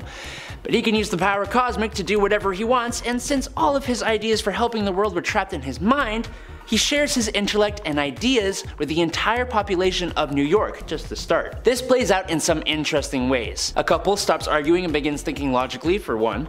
A kid at a baseball game starts talking about background radiation, and the villain Big Wheel decides to solve traffic issues using quantum mechanics. The only problem is that Tony isn't exactly the kind of guy to fully think things through or consult with others before he does things, and that also transferred to other people. Number 8. Rune King Thor. Thor is an incredibly powerful character who has been around forever, as I'm sure everyone knows. But after Odin passed away, Thor became the king of Asgard, and he sucked. He did a lot of unking-like things. But to fix all that, he uses time travel to go back and just reverse it all. But now Loki has orchestrated a whole thing, resurrecting Surtur and Ragnarok, creating new hammers and attacking Asgard, ending the lives of many significant Asgardians and just being a real pain in the bum. Thor is visited by the personification of the Odin Force in the form of a little kid who tells Thor he needs to gain wisdom. So to do that, Thor follows after his late father and goes to the Well of Mimir, sacrificing both of his eyes and drinking from the well in order to gain the knowledge that Ragnarok is an endless cycle. He then goes to Yggdrasil, the World Tree, and hangs himself there until he actually passes away. Doing this imbues him with rune magic, which gives him knowledge of the future and the past and the ability to control the present. And he's saved by Odin's spirit before his soul can be claimed by Hela. He returns to Earth with both the Odin Force and this new rune magic. Using these forces, he is able to erase the man god from existence with a single touch. That's one of the most powerful beings in the multiverse that even Odin was afraid of. He defeats all the forces of Loki, including Loki himself. He recreates his hammer and uses it to literally destroy reality with a single swing. Number 7. Hercules during Chaos War. Hercules is an incredibly powerful Olympian who is on par with, if not stronger than, Thor. But one of his most powerful moments was during the events of Chaos War when the Chaos King attacked. Amadeus Cho becomes a god, but he's mortal and cannot handle it, so he transfers the power to Hercules. Now with this power, Hercules leads a team against the Chaos King. He's able to fly, teleport, and release energy from his hands and eyes. His strength was amped up to incredible levels. His footsteps created shockwaves, and he was even able to come out on top in a confrontation with the Council of Godheads, which is basically a group made up of the chief deities of all the different pantheons. He could summon Galactus and Eternity against their will, and defeated a Chaos King Zeus who just defeated Galactus with a single punch. He could give others power too, giving all the heroes the power of flight. He could grow to the size of a planet to fight the Chaos King with his fists, eventually defeating him. But to close out the story, Hercules uses his power to undo all the crazy stuff that the Chaos King did, and he became mortal again. But damn, he was powerful. Number 6. Rachel Summers. Rachel here is from the Days of Future Past storyline, and she is another of the mutant children of Jean Grey and Scott Summers. She has access to the Phoenix Force and was raised in the Xavier Institute and becomes the partner of the future version of Franklin Richards. After she was kidnapped by soldiers who had taken out everyone else in her house, Rachel became a mutant hound, using her psionic powers to hunt down other mutants for the authorities. They branded her face with an irremovable pattern of tattoos to mark her as a hound and forced her to wear a leash. Rachel took out mutants, some of which were people she loved. Rachel's grief and shame from what she did as a hound and the deaths of her parents and friends made her a pretty dark character, even after she broke her brainwashing. She's one of the most powerful psychics in the entire Marvel universe, and that's the case before she became the one true Phoenix and had its cosmic powers. As Phoenix, Rachel's abilities are enhanced to their ultimate levels, limited only by her force of will and her imagination. She literally becomes the cosmic entity, the Phoenix. Number 5. Franklin Richards. When Reed Richards and Sue Storm had a child together, a whole bunch of cosmic tomfoolery went on, resulting in Franklin Richards, the baby, being born with powers to alter matter on a universal scale. So in other words, he can basically manipulate reality on a cosmic level, which is an insane amount of power for a kid to wield. He's put mental blocks on himself to help control this power, but that doesn't mean he can't still do a hell of a lot. Some of the things this guy has done include, when all the mutants were destroyed by Onslaught, Franklin resurrected them all and put them in a universe that he just created. When Abraxas killed all the versions of Galactus, Franklin resurrected him. He's also resurrected Galactus and literally made him his herald. Recently, it was revealed that instead of being a mutant, Franklin actually altered every cell within his own body to appear like he had the X gene to fit in a bit more with the mutants. There is even a fan theory that Franklin Richards controls the Marvel multiverse to stop characters from aging throughout the many years they have been around, and it's honestly possible. Number 4, Doctor Strange. When looking at the rest of the characters on this list, it's kind of hard to see why the heck Doctor Strange is showing up here. And that's fair. Looking at his abilities in the MCU and even the comics past the point of 2009, he's not that strong. But before that time, Doctor Strange was an incredibly powerful character. So powerful that Marvel needed to depower him. He could easily defeat pretty much any foe before this time. So basically, Doctor Strange's only real power is his ability to use magic and magical artifacts. But since he was so good at that, he could basically do anything he wanted to. Flight, time travel, telepathy, shields, astral projection, teleportation, all of these using spells and artifacts. He has survived being close to a star and has caused that star to collapse into a black hole. He has summoned cosmic entities and imprisoned and defeated the In-Betweener.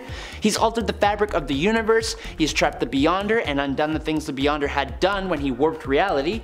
He's broken out of a spell cast by the Living Tribunal, and he has even become Death. He's defeated Dormammu, Nightmare, and Shumagorath on a regular basis. It may be surprising that he's on this list, but it shouldn't be. Number 3, Nate Gray. For a guy named X-Man, he's gotta be a powerful character. And he is. Nate Gray comes from the Age of Apocalypse timeline. He was created by Mr. Sinister using the DNA of both Scott Summers, Cyclops, and Jean Grey. There are a few characters who are a child of these two mutants, namely, there's Cable. Now Cable has huge psionic abilities, but because of being infected by the techno-organic virus, almost all of his energy goes towards keeping himself alive. Nate Gray is basically Cable, but without that limitation. When he first came into the 616 reality, he was able to hide himself from Cerebro, which is supposed to be impossible. He is described as being on the same level of Jean Grey harnessing the Phoenix Force, which is one of the greatest threats the X-Men and the world has ever faced, and he is described as an Omega level living god. He can read the minds of others, he can sense the emotions and histories left on objects, he can detect rifts in space and time, he can move into the astral plane where he can see the future, and after he had a bit of practice, he could even increase the power of other mutants. He has cured cancer, destroyed cities on the other side of the Earth during a nightmare, manipulated matter to a cosmic scale, and traveled through space and time.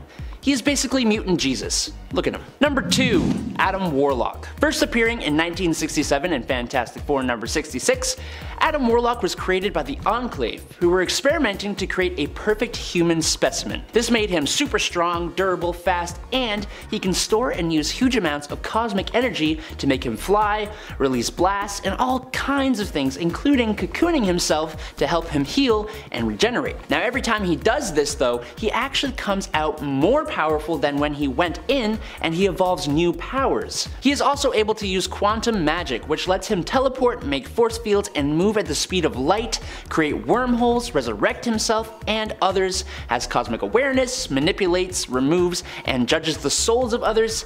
He has a lot of powers. He's altered the evolution of beings, he's manipulated matter, turning Thanos into stone, and then he wielded the Infinity Gauntlet. We have had Mutant Jesus, and this guy is basically Space Jesus. And one of his biggest feats is completely embarrassing the hell out of Mephisto, Marvel's most powerful demon, in his own realm. He has accidentally destroyed the entire universe, including all cosmic entities except the one above all who had to fix it all. He does have an evil persona of himself though, called Magus, but we've gone too far, so I can't wait for Disney to completely depower him to make him incredibly lame and boring in the MCU. Number 1. Cosmic Comic Spider-Man. Sometimes Marvel will make a joke character or scenario and it ends up creating a character more powerful than any other character possibly ever. In How to Read Comics the Marvel Way, issues 1-4, the comic itself becomes a character, and it starts off trying to teach the reader how exactly to read comics properly. The comic follows Spider-Man in a conflict with Mysterio, who found the Cosmic Comic, the same one speaking to us, in the basement of the Natural History Museum. It allowed Mysterio to freeze Spider-Man in time in a comic panel, turn inanimate objects to life, and increase his size. Once Spider-Man gets his spider sense back, he realizes the cosmic comic is influencing events, so he grabs the comic, thinking it's one of Mysterio's tricks, and tears it in half. After realizing the error of his ways, Spider-Man and Mysterio begin trying to write their own comics to use the cosmic comic to make their comics become reality. Thanks to the cosmic comic, they end up fighting across time, altering history, and Peter learns of the fact that he is a comic book character, seeing all of his comic book publication history. Taking in all this info, he fuses together with the cosmic comic, basically meaning he can control reality within Marvel Comics, which I think is even technically more powerful than multiversal power. He prints the comic he created, which has him saving the day and winning the battle, and it changes reality so that that's the outcome of the fight with Mysterio. It's kinda nuts. Kicking off the list at number 10, Kitty Pryde and Pete Wisdom. Scotland is a lovely place to fall in love. So magical, all the fresh air and the mountains makes your brain happy, you know?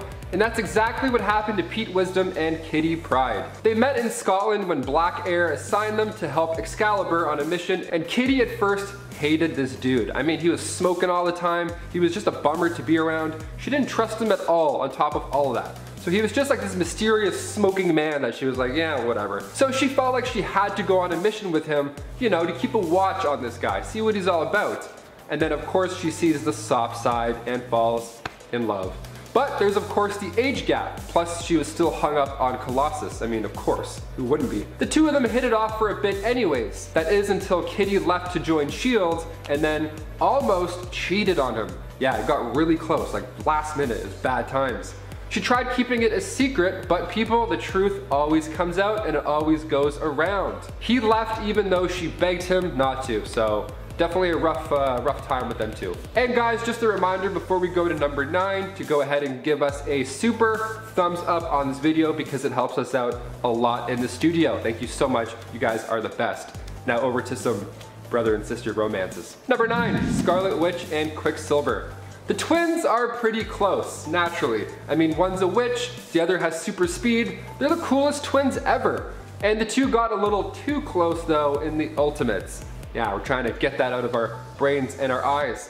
So sure, this was an alternate universe or whatever, but you can't unsee some of this stuff. In the 3rd issue of the Ultimates, the Wasp is like, oh man, those twins sure do love each other. And Cap's like, why of course they do, they're family, haha.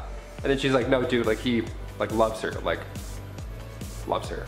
And then Cap gives this reaction, and that was a cool moment because you and Captain America both had the same exact face at the same time while you were reading. It's like you're in the book, how lovely. Number 8, Wolverine and MJ. I guess when you run out of people to hook up with on your own team, you gotta branch out a little bit, or branch down in age. So Wolverine and Mystique are the two X-Men most likely to try and steal your boo. So in Ultimate Spider-Man issue 66, we see Wolverine at it again. So Wolverine and Spider-Man swapped bodies, you know, kind of like the Change Up or Freaky Friday. Yeah, Mesmero switched their bodies, so Peter's like, hey, I think you should go to school because school is important, blah blah blah, you should do that and I should do this. So while Wolverine was in Peter's body, he at one point ended up kissing MJ. Yeah, and that's not even the end. He even tried to sleep with her. What a creep, what a creep. Yeah, I guess those walks to school were starting to pull on the heartstrings a bit, you know? So Mary Jane told them she wants to wait until they were older for that kind of stuff to happen. So thankfully nothing too crazy happens, but come on Wolverine, what are you doing? Pick on someone your own age or size, or just don't, just be single, go be single forever. Number 7, Magneto and the Wasp. Okay, in the original Secret Wars 3, the pair actually have a one-night stand. And she even said that Magneto is a great kisser, so what do you know? A few of you are watching like, I knew that, who didn't know that? Of course. So here's the kicker, Magneto was apparently drugged. Yeah, it was revealed from Jim Shooter, the guy who wrote the series. He said that Magneto was accidentally drugged during all of this. So he was extra lovey-dovey with Janet at this point. So Magneto was head over heels for her, but the Wasp on the other hand was like, yeah dude, that was a one-time thing, one-O-N-E. And it's wild too because like Janet says no 3 times. And then she's like, oh, well, I suppose, I mean, you do have the iciest blue eyes I've ever seen. Number 6, Mystique and Deadpool. Okay, so I mentioned earlier about Mystique getting around a lot with the team. Deadpool though, whew, not that different after all. So it was only bound to happen where the two of them crossed paths. In holy matrimony, that is. Yeah, so in Deadpool number 27, simply titled The Wedding of Deadpool, we find out that Mystique and Wade are married, or were married. That would be the best wedding of all time, by the way. That was open bar. Whew. So while the love wasn't true or strong enough to last, it was still one that had us all sitting up and loving. And it didn't take long for him to ask her to sign the divorce papers. He's also been married quite a few times, so this wasn't, you know, a first. He probably had a few extra pieces of paper lying around. He's like, yeah, here's one. So why didn't the couple work out, you ask? Well, Mystique was actually just using Wade as a way into Weapon X so she can get her hands on some files. Classic. The issue itself is quite enjoyable. We even see Wade visit our very own Niagara Falls. And yes, maybe he gets a bit too close. Number 5, Nightcrawler and Jermaine Sardos. I can't not include this one, okay? So imagine right now, you're dating somebody and then you find out that they're actually your adopted sister this entire time. Who? Yeah, that's exactly what happened to Kurt Wagner. This is the best. So Kurt grew up with Jermaine Sardos, right? He was adopted by her and her mother. And they of course became close, as most siblings do, you know, being new siblings if anything. But then things get amazing. So Kurt started to date a woman named Amanda Sefton, and she turned out to be Jermaine in disguise.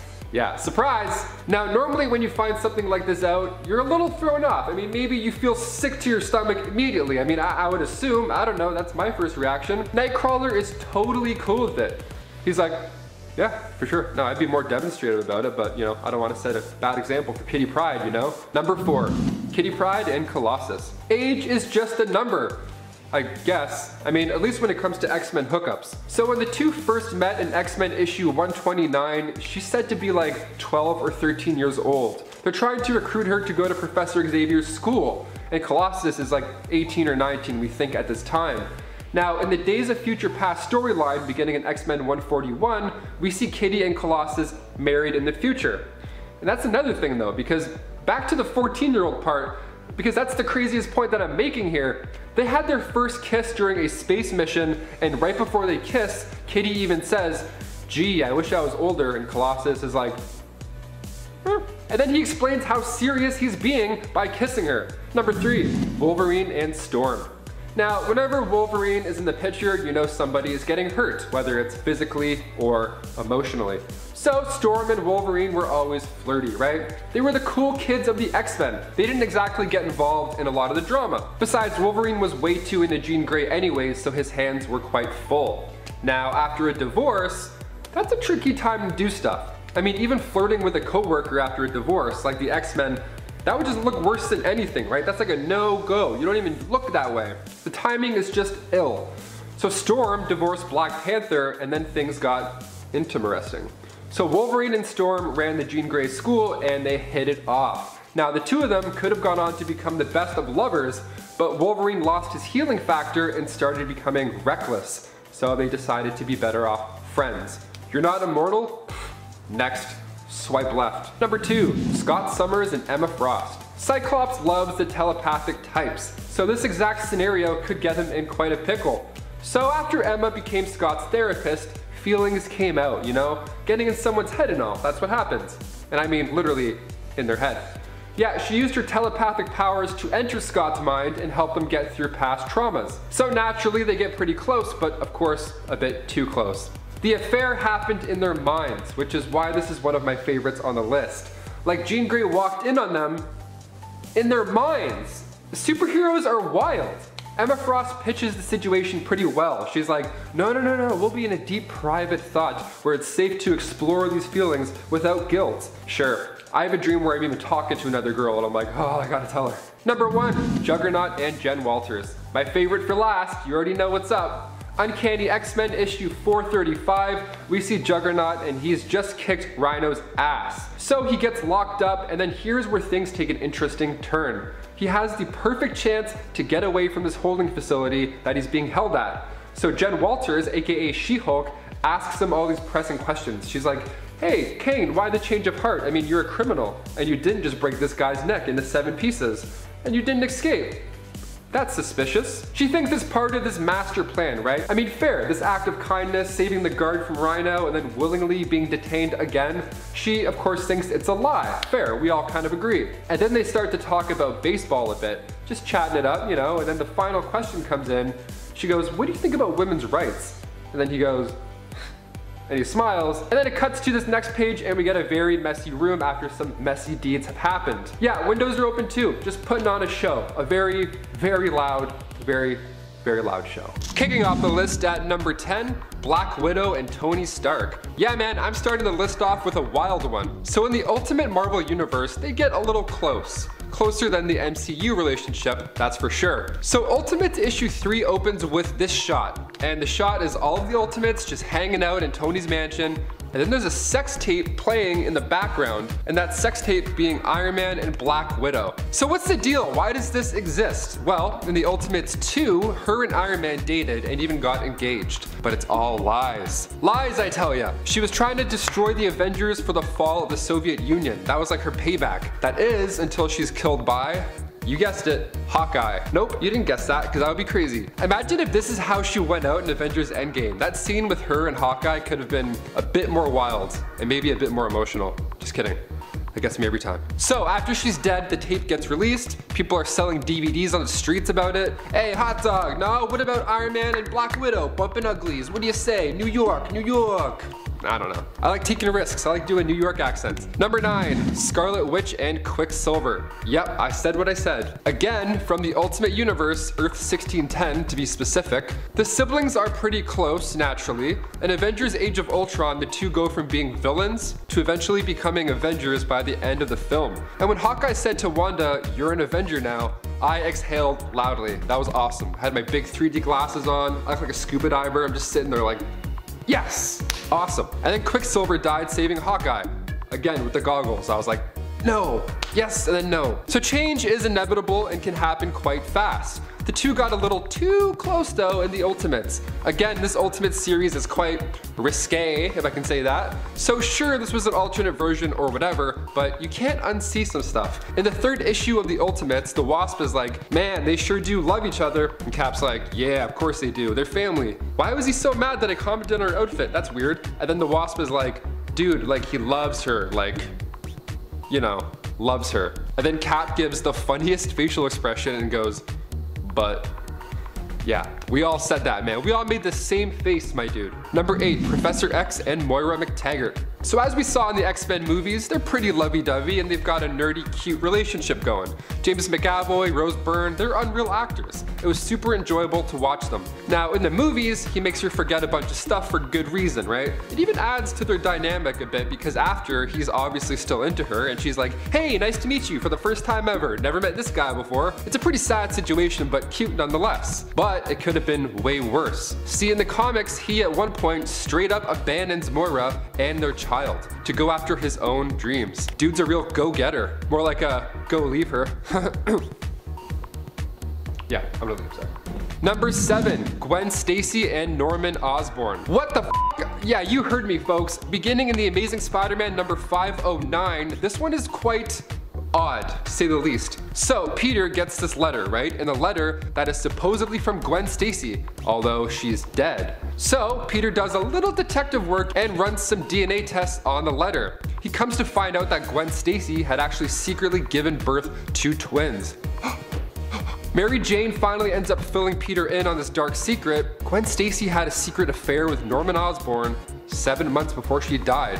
What's the opposite of air horns? I feel like that's what should be playing loudly right now. Mary Jane even had a conversation with Norman about it. She said she doesn't want Norman to take care of the kids or else they're just gonna turn into another Harry Osborn. Pretty solid line. Norman's exposure to the Green Goblin formula caused these kids to be born early and they came out fully grown. Ouch. Number 6, Deadpool and Siren. Wade Wilson? In love?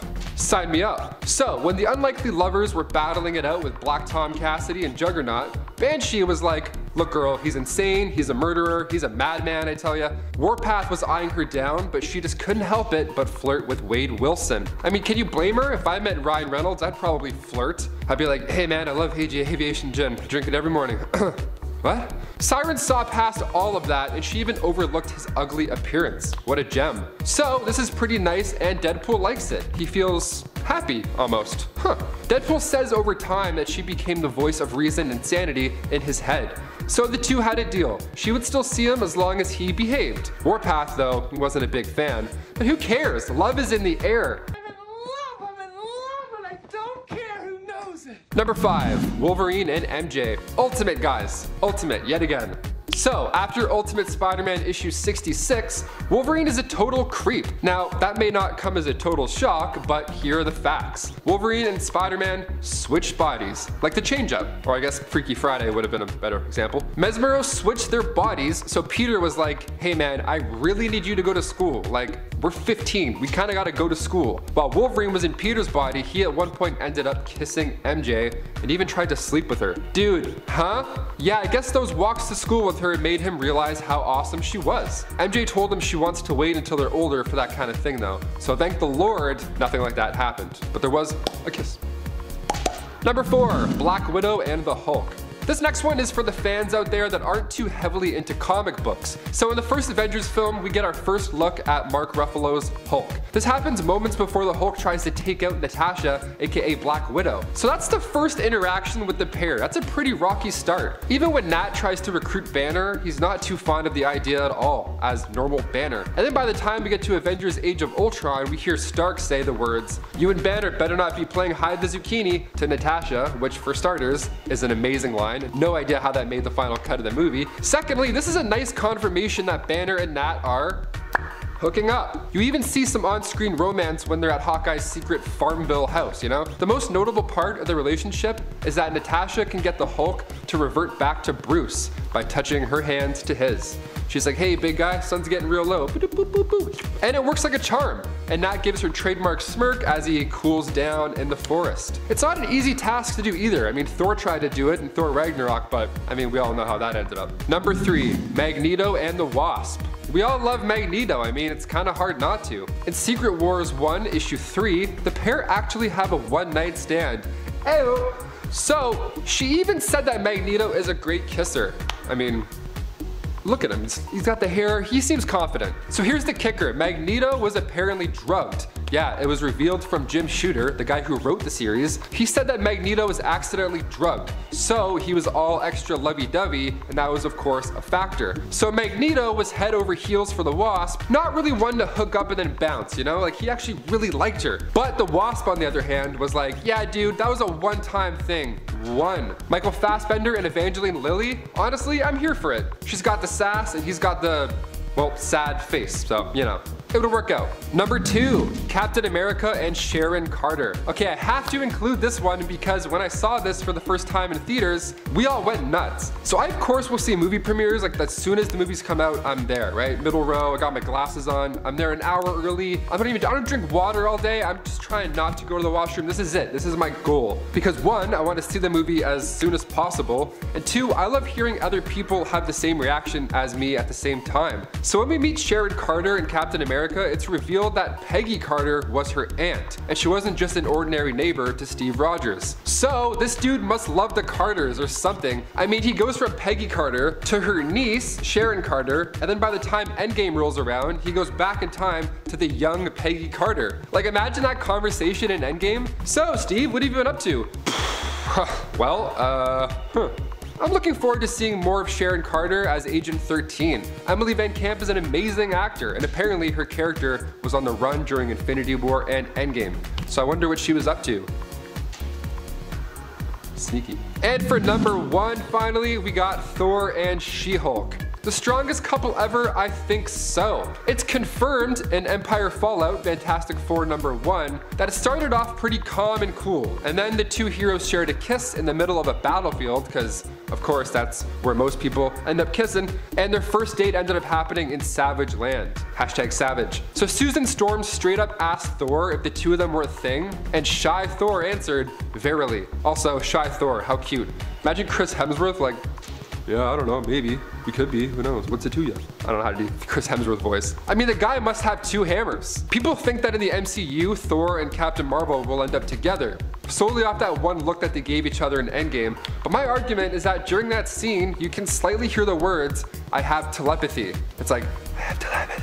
It's pretty on point. But it's in Brie Larson's voice, obviously, I can't do that voice. So I'm assuming the 2 of them had a quick conversation or shared some type of knowledge between each other, either off screen or in their head. What do you guys think? Who's the perfect other half for the God of Thunder? Is it Jennifer Walters or Carol Danvers? You already know my vote, I don't know. In at number 10, we have Wonder Woman and Steve Trevor. They are a classic couple from the golden age of comics. They're iconic at this point, and the Wonder Woman movie definitely helped with that. Now you may be saying that Diana is a god and Steve Trevor is just a dude. Admittedly a Chris Pine dude, but still just a dude. He has been a secret agent. That's happened in a couple of continuities as well. Well, he's more than that. In a way, he's a bridge between their worlds, because Diana becomes an ambassador between the human and the Themysciran world, and this relationship helps with that. In many ways, their relationship becomes a symbol of cooperation and coexistence. There's also always a little bit of being impressed that Steve can hold her interest, and with her godlike strength and his ability to mobilize mass units of people, admittedly a bit more when he's a secret agent, they can also be a force to be reckoned with. Still, their staying power, what they represent, is what makes them a little bit of a power couple. Number 9, the Vision and Scarlet Witch. Now, the Vision and Scarlet Witch are another iconic couple with a fascinating history, which even has the fact that the writers that were writing their comic book series, the one of them together, didn't actually enjoy it because they didn't like the relationship. Also, a lot of really awful stuff happened while these two were together. It's not all sunshine and lollipops, and definitely not rainbows. And yet it stood out. These two together are definitely a force. The Scarlet Witch was one of the most powerful mutants in existence pre-retcon. Now she's one of the most powerful mutates and witches in the Marvel Universe. This is thanks to the whole Magneto is not my dad, because we need to have horizontal synergy between the MCU and Marvel Comics. But back to Wanda. She can literally warp reality, and she has. It's how she initially made their kids. Again, pre-many retcons. The Vision is a synthezoid modeled after Ultron, with the frame of the original Human Torch, Jim Hammond. He too is powerful, terrifyingly so, able to shift densities, utilize super strength, fly, and so much more. This is one couple you definitely do not want to mess with. And yet people do.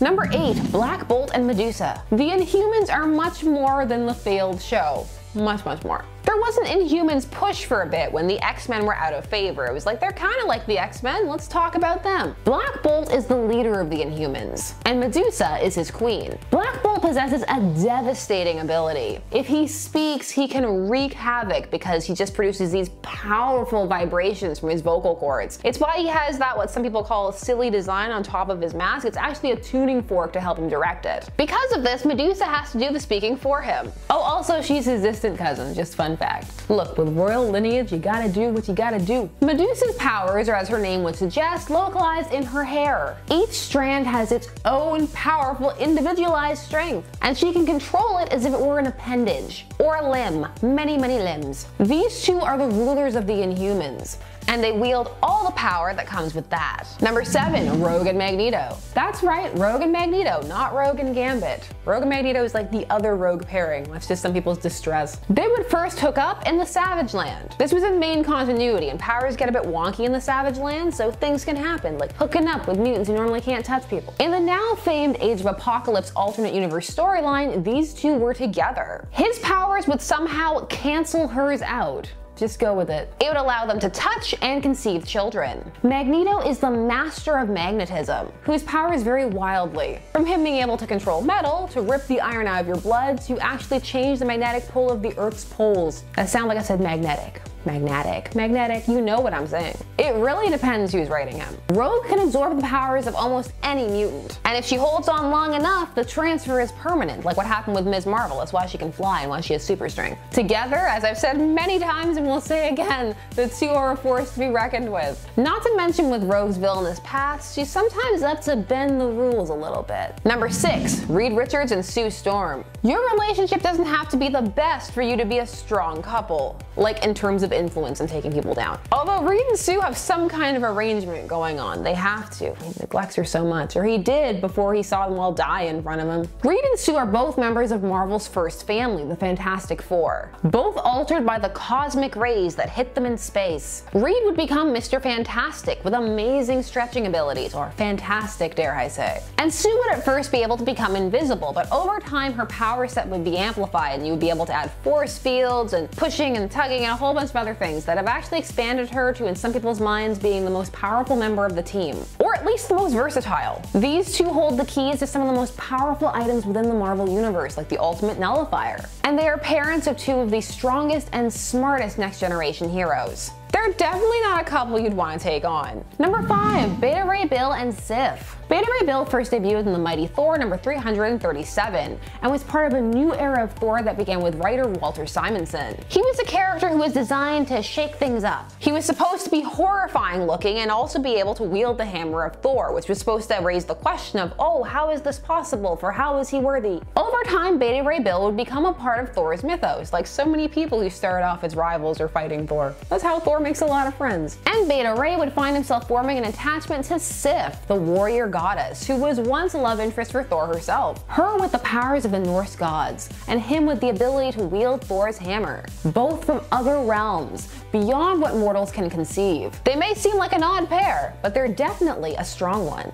Number 4, Aquaman and Mera. Aquaman is the king of Atlantis, with the power to control sea creatures and also domain over most of the earth. He can manipulate water as well, and he has some enhanced Atlantean physiology. Well, half Atlantean. His queen Mera, who is not only fully Atlantean, has over the years shown some abilities of her own. She is shown to be just as powerful and capable as her husband, and also has magical abilities. So the two together are a substantial threat, despite people thinking that Aquaman is lame. I wouldn't want to fight Aquaman. These two could conquer the whole planet if they really wanted to. It's a good thing that tends to only happen in Elseworld stories and alternate timelines. Number 3, the Midnighter and Apollo. The Midnighter and Apollo come from Wildstorm Comics, which would eventually be absorbed by DC. These two are meant to be pastiches of Batman and Superman respectively. They are also a couple in an ode to Superbat, which is the very popular fan pairing of Superman and Batman. Shipping is a thing, it's just another way that fans enjoy fandom. There are many ways to do it, and there's no right or wrong way or better or worse way. Any fan can be an amazing fan who helps and raises up the fandom, or can be a bad one that makes it look bad. Doesn't matter where you're from. Respect the fandom and others rather than tearing it down. There are enough people on the outside doing that, we don't need to do it from the inside too. The Midnighter is bioengineered and has superhuman strength and reflexes, and the ability to withstand certain psionic attacks, while Apollo has the powers of, well, Superman. Together these two and their rather more anti-hero approach to superheroing hold quite the grip over their planet, the Wildstorm universe. Or they did before they were broken up so that the Midnighter could flirt with Nightwing, and because no marriage, said Dan Didio, the head of DC at the time. Number 2, Storm and Black Panther. Storm and Black Panther are an iconic couple. She is essentially a goddess, and with him she is an African queen, for he is the king of Wakanda, and he also comes with all the technology and influence that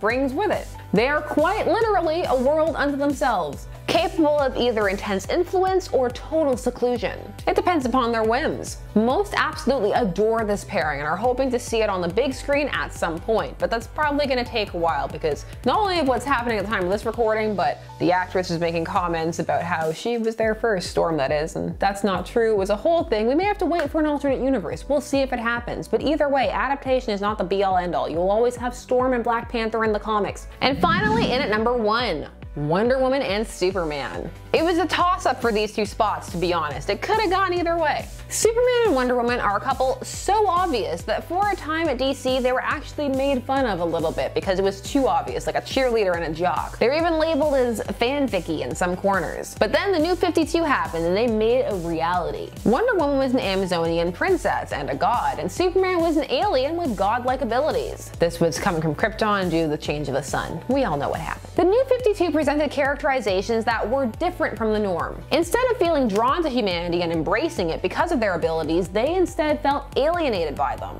and othered. They were set apart by their powers, and so they were drawn together because of this. Drawn to individuals who didn't judge them for their otherness, and with whom they didn't have to hold back, which ventures pretty close to that woman of tissue paper argument that some people have for Lois Lane. Number 10. What if Spider-Man had never become a crime fighter? What else would Spidey get up to? Well, in the long run, he basically ends up as a kind of television personality, an actor, and a producer. Spider-Man makes movies that he stars in as an action hero, but still keeps his identity a secret. In the end, he works toward promoting other vigilantes through films that he produces, and still ends up getting involved in crime fighting of sorts. A ton of villains in the form of the Sinister Six end up fighting against him. Well, really they end up fighting against Daredevil, and then Spider-Man's like, Daredevil, help me. But in the end, he's like, I gotta help because Daredevil's just one guy, and he doesn't really have superpowers in the same way that Spider-Man does. Included in this Sinister Six team-up is J. Jonah Jameson, who blames Spider-Man for the destruction of his life and his paper. In the end, Spider-Man realizes that he really mucked up by using his powers for gain instead of for good, which, fair. But he did have a really sweet cape, so there is that. Number 9. What if Spider-Man joined the Fantastic Four? The story that started it all off. What if Spider-Man joined the Fantastic Four is what if that in theory doesn't really sound too crazy until you realize what happens as a result. Spider-Man initially attempted to impress the FF by breaking into the Baxter Building to show off his skills and strength. This happened way back when in the original comics. However, in the main continuity reality, they weren't too impressed by his antics and initially denied him entry to the team. In this version of the story, however, Sue Storm feels compelled to give Spidey a chance and help make it work so that he can pay his and Aunt May's bills while also acting as a hero within the team. However, she later becomes jealous when she is left behind on a mission and Spider-Man gets to go, which, I mean, fair enough. Sue's like, hello, I'm here too. In the end, this causes her to run into the arms of Namor, who she then joins, leaving Reed Richards, and with Spider-Man taking her place on the team. Sue is also transformed into an Atlantean by a device Namor created just for this purpose, in case I guess it one day happened that Sue wanted to join him and become an Atlantean, and she can no longer as a result breathe oxygen. I just love how this story ends. I feel like it's kind of random, but it's also kind of great. I just ship Sue and Namor so much, that's the problem here. I'm into it. I'm like, yes, Sue, be Namor's conscience. Rule the underwater kingdom. And friends, before we move on to this next spot, if you are loving this list and you want more lists like it and more what if videos, be sure to let us know by giving this video a thumbs up. Also, we got a what if playlist, so go click the playlist wherever it is on the screen. I don't know, is it here? Is it somewhere? Click it. Number 8. What if Thanos joined the Avengers? Just even saying this title feels weird. This one comes to us from the one-shot What If Infinity Thanos. In this story, Thanos ends up joining and being accepted into the Avengers while they face off with the Builders. He and the team succeeded in defeating their enemy, but at great cost, losing Captain America along the way. In a shocking twist of events, even more shocking than Thanos becoming an Avenger in my opinion, he also ends up taking up Cap's shield after he dies in battle, and almost seems to mourn his loss? It's a weird one, but if you want to see Thanos rub shoulders with Thor and Captain Marvel, then this is definitely the story for you. Number 7. What if you were Spider-Man? This is one of those very short stories that is summed up within basically a page, or in this case, 2 pages. 2 panels. Here, the what if question posed is what if you, yourself, were Spider-Man? I mean, if I were Spider-Man, I would probably carry my partner a little more securely while swinging around town, and I'd try to be a little kinder to myself when it came to all the self-guilt and blame that we usually see Spider-Man feeling over all of his failings. I'd definitely be doing weekly therapy sessions if I were Spider-Man. But don't think too hard about what you do differently or the same as Peter Parker, because the end to this what if is pretty hilarious and dark all at once. Because you are then greeted with a panel featuring a tombstone that says, "Here lies Spider-Man," where there is also a little space for you to fill in your name, and a bunch of villains surrounding it. Because of course, none of us average Joes could make it as Spidey. Har har. But also, it's probably true. I don't think I could actually make it as Spidey. Although we would have powers, right? I guess if we didn't have powers, we'd really be screwed though.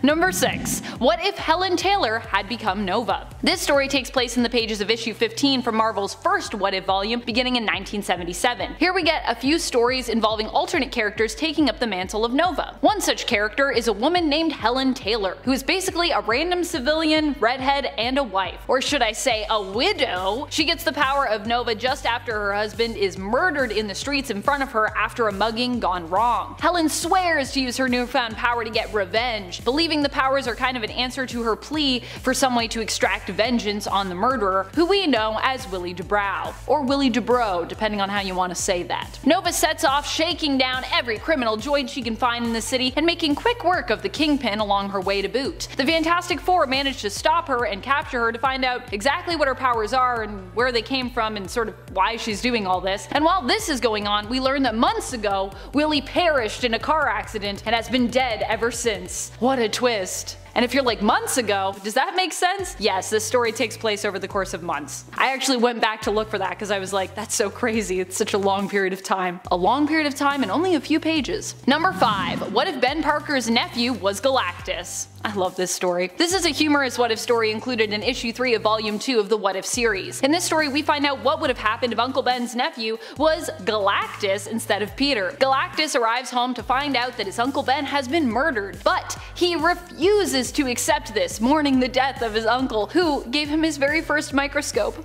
Oh no. With a mere thought, he vaporizes his uncle's murderer, reducing him to protoplasmic slime. Then he uses the power cosmic to restore his uncle to full health, even giving him powers and turning him into a Silver Surfer version of himself. Silver Uncle Ben? The story has a happy ending with Aunt May satiating her nephew's hunger with a very hefty helping of wheat cakes. Oh, it's so great. It's so wholesome. Number 4. What if Wolverine had lived during the age of Conan the Barbarian? Or more specifically, what if Wolverine had fallen through a portal and ended up in the age of Conan the Barbarian and then lived on there?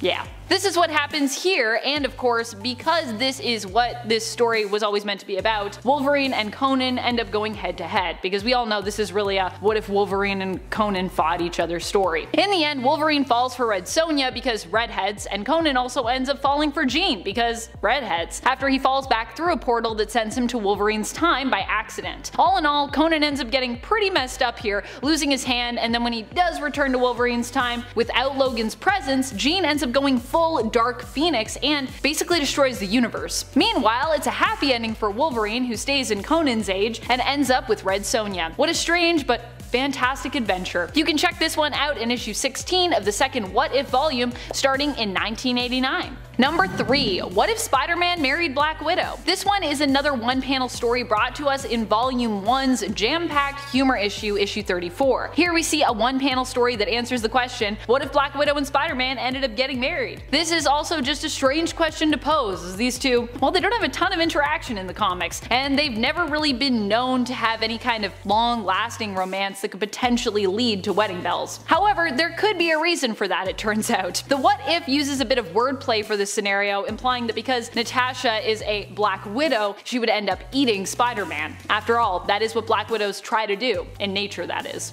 I don't know if Black Widow could actually catch Spider-Man in the comics. I feel like he might be a little too fast, and he's also got a spidey sense, but whatever, it's just a fun what if story, so taking it way too seriously.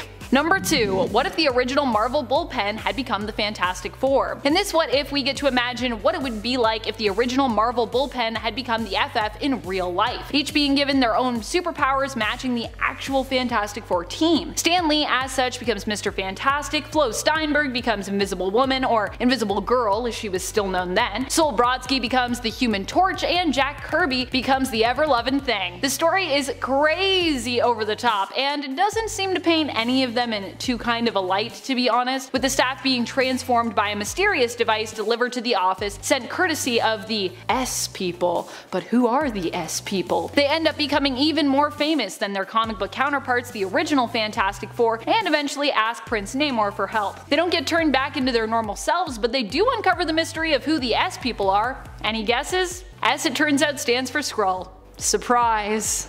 I mean, I was kind of surprised by that because I was like, what starts with an S? And for some reason, Skrull did not come to my mind. Not reading a lot of Skrull stuff lately, obviously. Number 1. What if you were the Red Skull? I get the idea of what if you were Spider-Man, but what if you were the Red Skull? I mean, out of all the villains to pick, that is certainly a weird one to include here, Marvel. I did not see that coming. This story is also featured in issue 34 of the 1989 volume of What If, right under Spider-Man. Now, I see what they were trying to do, give you the option of a what if you were a hero or what if you were a villain, because, you know, that seems kind of fair. But I mean, given Red Skull's history, it just seems like a weird one to include when you could have picked, I don't know, a bunch of any other villains that exist that people might want to be more. Like, what about Doctor Doom or Green Goblin, which would make sense with Spidey, or even sometimes villain, sometimes hero, all-time thief, Black Cat. I mean, I would want to be Black Cat. Wouldn't you want to be Black Cat? She's so cool. Professor X as Juggernaut. In What If number 13, the question is posed, what if Professor X had become the Juggernaut? And the answer is, it would make Ben Ball feel uncomfortable. This mashup is maybe a little tough to justify for this list since it's about superheroes, and in this story Professor X, or not, does enlist all of the mutants to take over the world, but it's still Professor X in there somewhere, and it's arguable that he may have been turned from good to evil by the influence of the Cyttorak gem. I just had to put this strange character on the list because I think it's such a weird combination to even consider, let alone craft a whole issue around. Look at him. Chonky, fully mobile Professor X. When he puts the helmet on, things are less weird though, but it's still one for the list. Number 9. Wolverwimp.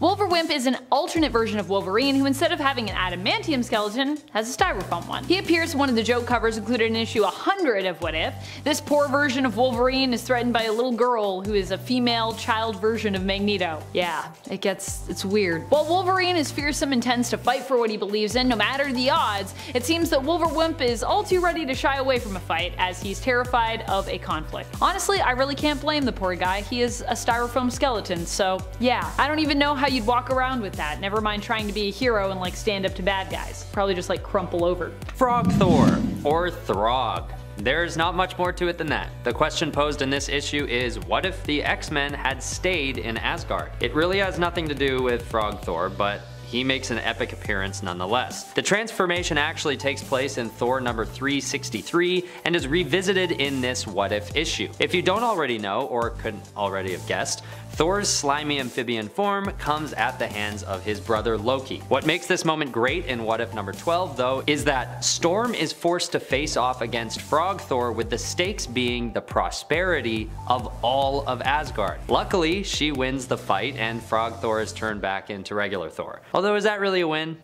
I liked Frog Thor. If you want to see more of Throg, you can catch him in another storyline as well, where a shard of Thor's hammer is actually picked up by a frog, turning it into a pretty powerful little dude. I just thought that was worth mentioning as well. Frog Thor. Number 7. Joshua Guthrie and Unit Jim 211131. This is actually a pretty sad story, but one that is also kind of silly. It's basically reminiscent of the Iron Giant. Remember the Iron Giant? Remember all the tears that we cried? Except instead of any old giant robot, we have a Sentinel.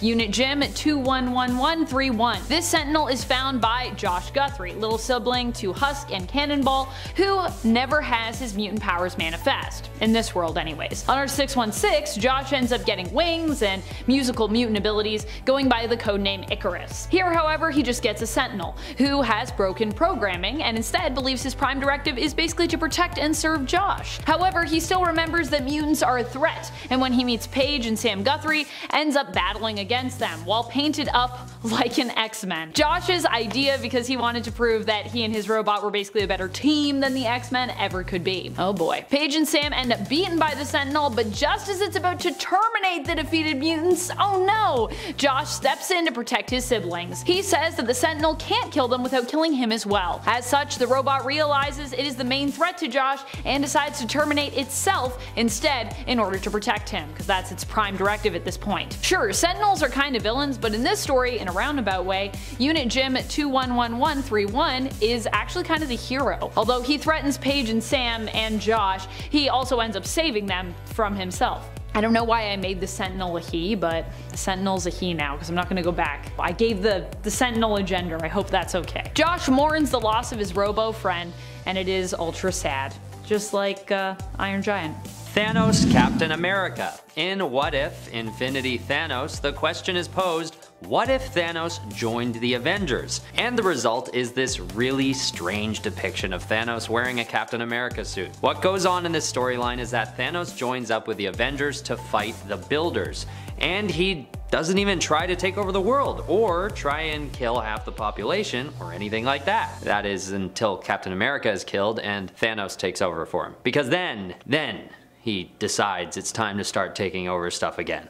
After he helps the Avengers destroy the Builders with a swift battle, he goes back to his classic Thanos self and makes it his duty to take on Cap's old position as leader, and then quickly makes it his duty as well to lead the Avengers and the rest of the heroes of Earth into war with the rest of the universe. So yeah, he doesn't take over Earth, but he seems to be ready to help them take over other worlds alongside him. Fair compromise? I guess so. Either way, the cover of this issue just feels so weird, and I felt that Captain America Thanos needed to make an appearance on this list. Number 5. Actual Black Widow. Black Widow in issue 34 of What If gets her own little mini comic taking up a third of a page. It's really kinda like just a panel. It answers the question, what if Spider-Man had married the Black Widow? Well, it wouldn't end well apparently. The joke is based on what Black Widows are known to do to their mates in nature. Female Black Widows, that is. In nature, they eat their mates, hence why in this comic Spider-Man doesn't fare too well. The implication is that Black Widow actually eats Peter here. We see her picking her teeth, looking quite content and burping, while behind her Spider-Man's suit looks pretty deflated with bones poking out of it and littered around it. So yeah. You! Yes, you. In this issue of What If, the question is posed, what if you were Spider-Man? They start with a panel of Spider-Man swinging Mary Jane to safety, and they even encourage you to paste a picture of your own face over Spider-Man's to make it even more immersive. But moving forward, this issue doesn't really take much time to explore that question before absolutely roasting you beyond words. The very next panel shows a big group of all of Spider-Man's villains standing in a graveyard, pointing and laughing at a gravestone that reads, "Here lies, fill in your name here," and in big bold letters says, "You'd be dead, you're no superhero." So mean, but also very funny. I thought this was a great one to include because as much as Marvel is known for their meta commentary, this is just on a whole different level. Number 3. Galen. Galactus may be better known as a villain in the Marvel Universe, the main Marvel Universe, or at least a powerful antagonist if you will, but in the What If reality of Earth 92201, he's actually better known for being a sort of everyday hero, if you will. When Galen as Galactus ends up in battle against Thanos, who wields the Infinity Gauntlet, he ends up defeated, being transformed into an amnesiac human left on planet Earth. When found, it just so happens that Galen's voice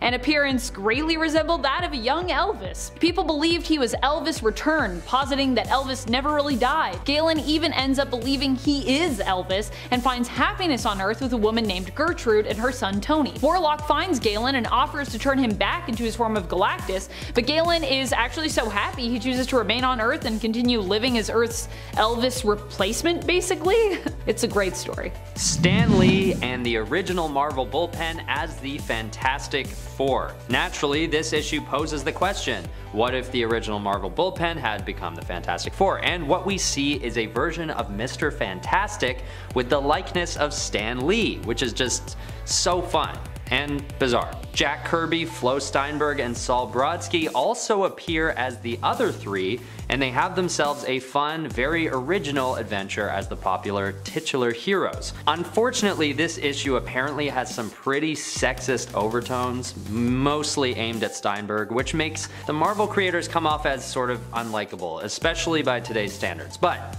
regardless, it's a lot of fun to see the people behind the scenes of many of our favorite comics in the forefront of this unique issue of What If. Number 1. Sheep Boy. When it comes to characters that really stick out to me in the world of Marvel What If, I gotta say a lot of them come from the funny little bits of the comics that aren't even full issues. Because come on, they're so wonderfully ridiculous. One such example at one such point, I guess, is the notorious Sheep Boy. Sheep Boy made his first appearance in What If issue 100. He was created by Jim Chung and is the reimagined version of Spider-Man. Basically, what if Peter Parker had been bit by a radioactive sheep instead? What would we get? Sheep Boy, which would really make for an interesting clone saga when it comes to figuring out the cloning process. Because, aren't we like all about sheeps when it comes to cloning?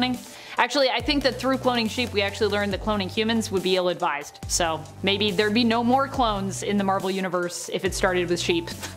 No more clone sagas after that. I don't know if that would be good or bad. Depends on how much you like or dislike clones, I guess.